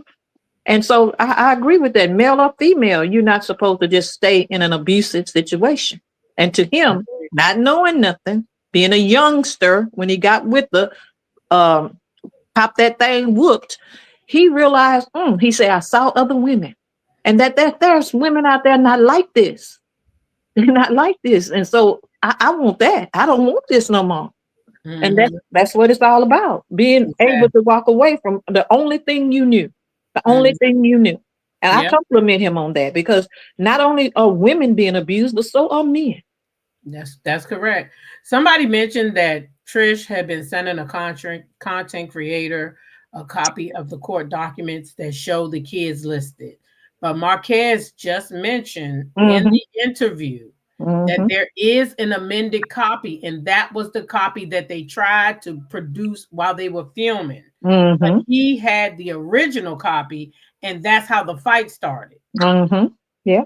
The other content creator who views the documents pulled that document weeks and weeks ago went through it with a fine tooth comb. She had listed, we have no marital children. Mm-hmm. That's the way it read. We have no marital children. That's a lie to the court. Mm-hmm. Why would she lie like that? Yep. That's true. Well, A Pearl is back, so I'm gonna bring her up. Hey, A Pearl, welcome, welcome. You can turn your camera off if you like. You can turn it off. It should be a thing. Okay. Uh-oh. She made herself drop down again. I think she's trying to But turn you the asked camera off. why would she lie like that? Because she's a liar. Mm-hmm. Why do liars lie? Because that's what they do. They don't know why they lie. They lie getting up in the morning. She's a habitual liar. She sat there and lied her whole body language when they was questioning her about, did you sleep with Martell? She said no while her whole head was shaking yes. Like, Trish been lying. That's why I was looking at Ken like, you gonna sit your busty green mile looking self up there talking about you trust her when you know you don't trust her. How can you trust a liar? Unless you're a liar yourself. Oh, that's you, Melanie. You were doing good. It's just when I was bringing you up, you had your camera off, which is fine if that's what you want. But most people don't want that camera on. So I think when you try to turn your camera off, you're dropping yourself down. If you want to try it again, I can put something up and you can leave your camera off. If you want to try again, I definitely don't mind. He should have got the DNA test since she listed him as not being the father. I don't think he needs one. That little girl looks exactly like him. I think the little girl looks just like him. And I wouldn't do that to my kid right now at this age. She's 10. I definitely wouldn't do that to her. Do you think or no the kids may not be his? Heck, I would do a paternity test. I don't know. That's a lot to think about when kids are this age. That's a lot to think about because they're going to remember. Weeks ago, a content creator pulled the original filing from the court and it stated they had no minor kids. Trish be misrepresenting the timelines at best. Yeah, I agree. Because Trish don't want a divorce. Can we say that? Trish Yeah. don't want to divorce that man. She Hey, don't. Pearl, And to tell you the truth, in my opinion, I think she still got feelings for him. Yep. Hey, Pearl, you are on the stage. Can you hear us? Yes, I can. You Hello, made everyone. it. Yay! I did it. All right. Well, welcome to the panel. And you now have the mic, so you can go ahead and let us know how you feeling about this Okay. situation. Okay, I have a quick little mouthful, okay? Okay. First of all, I am Team Marquez.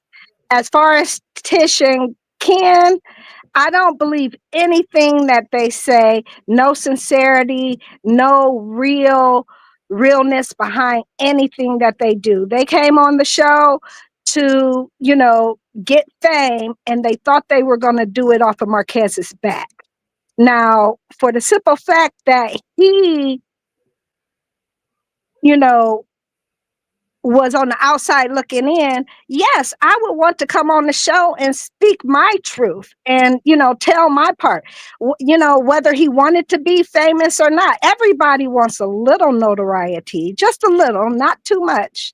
So, yeah, I understand him coming on the show and speaking his truth, especially when it comes to his kids, because for me, what type of woman would sit and do that to the father of her kids on national TV and just downgrade him and run him into the ground? That isn't somebody that loves your kids.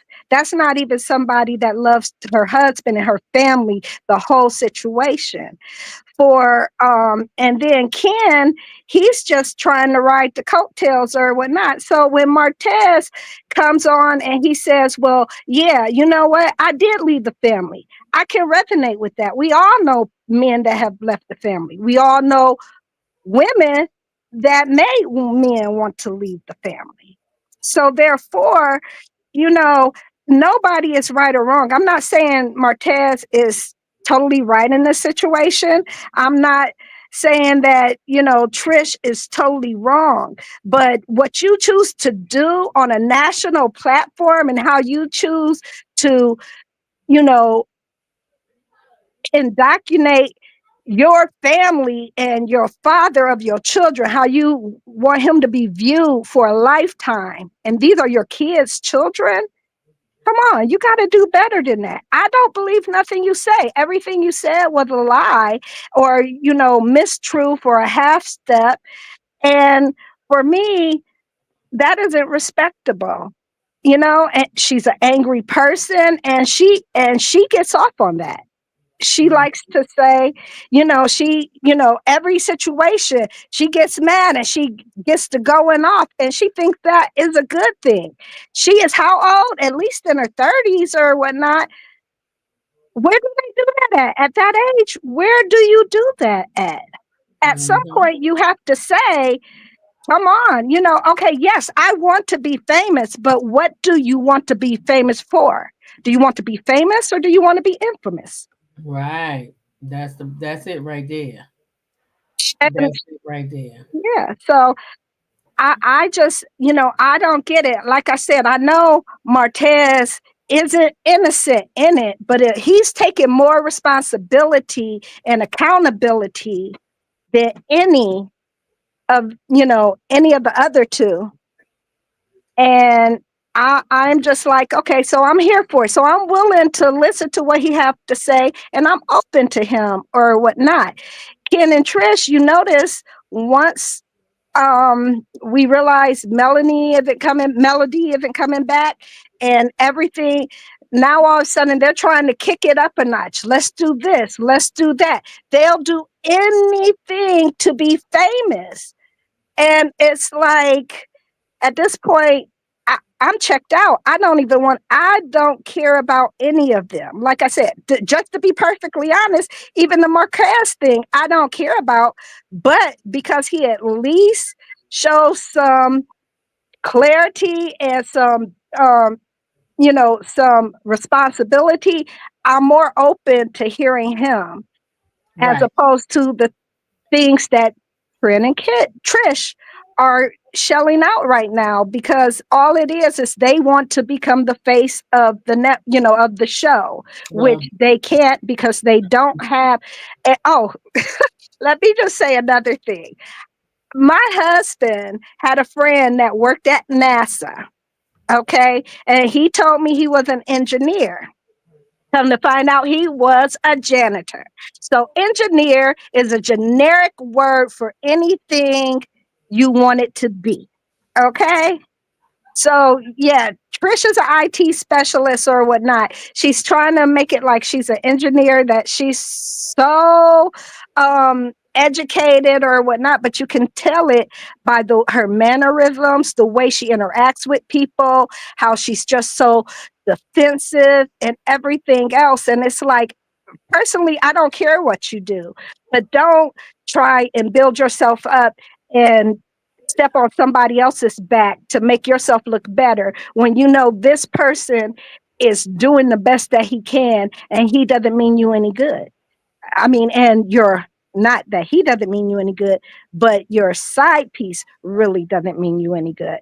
And in the end, Marques, what he said on the Queen Shiba interview, he said that him, that things were going on, but now things have changed between him and Trish because of the Ken situation.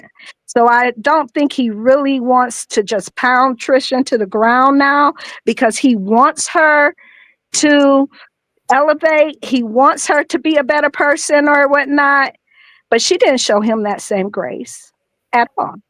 I agree. OGMG says, I hope this is the last of Love and Marriage Huntsville.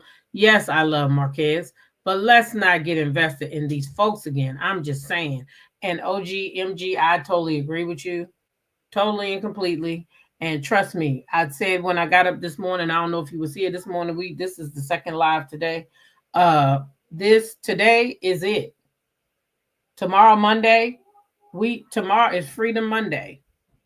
Freedom Monday. Freedom Monday. I'm free not to talk about this bullshit. I will continue to talk about Melody, of course. We will keep up with her once she's on Instagram daily. TikTok, we will keep up. But Love and Marriage Huntsville will not be a part of the conversation over here anymore. So I know a lot of people say I'm over it. I don't want to hear it. But there will be content creators that will continue to talk about it. And unfortunately, that's where you have to find it at. Because I'm over it. I can't do it no more. Mel isn't there, and I don't find a reason to be listening to these fictitious storylines or any of this stuff. I'm over it completely and totally. So, with that being said, we are free. Yes, Q, we are free. Free to move on. We over it. Feel free to subscribe and join this great channel, says G Tina. Yes, we are done. We are free. We are over it. And that's that. I did this, watched this for Queen Shiba. But like so many said, I didn't learn really anything new. He already had told us over there on Millie Chon's that he had those paperwork. He told us why the divorce didn't go through. I didn't learn anything new, I don't believe. I didn't. So it was a great interview, though. Questions were asked in a totally different way. Queen Shiba asks great questions all the time, but Marques been pouring out like a faucet. He been doing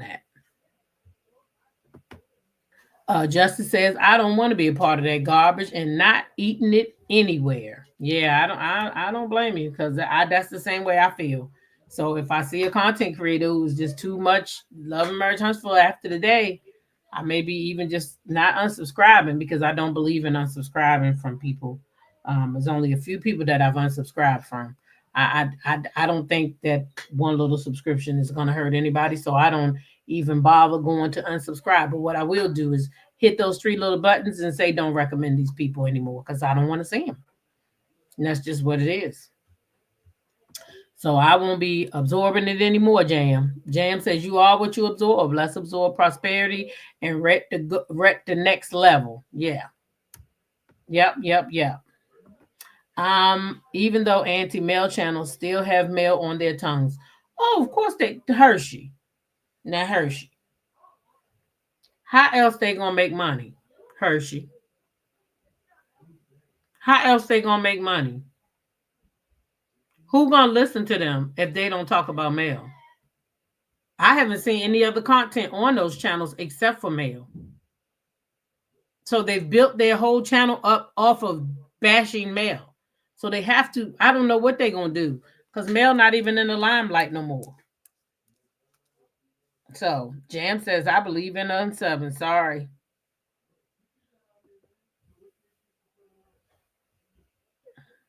I know that's right. What did they mean? Because my reference to Mr. is from Color Purple. So I thought that man was an AB user at first. So he had to come out and clear it up. Okay. Hey, Charlene. Philippians 4:13. Well, that was it for that. Okay. We had a couple people come up on the panel and give their take on it. And I'm about to get out of here now. We've been here for 2 hours and 22 minutes. I think that's a good place to stop. Thank each and every one of y'all for coming through and supping with me. And I will see you guys later. I will be back later on today with some Ready to Love and some family or fiance. I had planned to do a video on male and destiny, but I don't even know if I'm going to do that one because I really am over the show. So yeah, I definitely will be back though with Ready to Love and Family or Fiance, a double hitter. So I will see y'all then. Okay. So you still got time to watch Ready to Love. If you didn't watch, matter of fact, you got time to watch both episodes so you can be up to par with what's going on. Okay. And you'll know who all the players are and all that good stuff. All right. So I'm going to get out of here and I will see y'all in the next video. Love all of y'all and I'll see you later.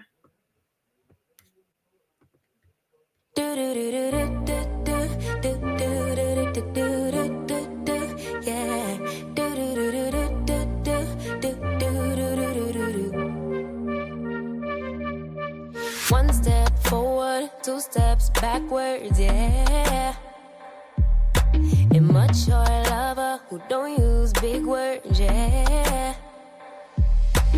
I don't need commenting at all because I know what I want. Baby, can't you figure it out? What's going on in your heart? What's it gonna take for you to love, take for you to love me? What's it gonna take for you to show, take for you to show feels, yeah. I've been trying to take it slow, but my patience low. Think it's time you let me know. What's it gonna take for you to love, take for you to love me? Yeah.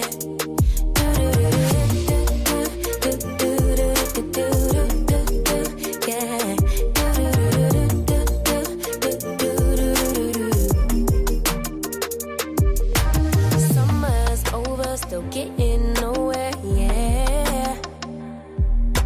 If winter blows here, baby,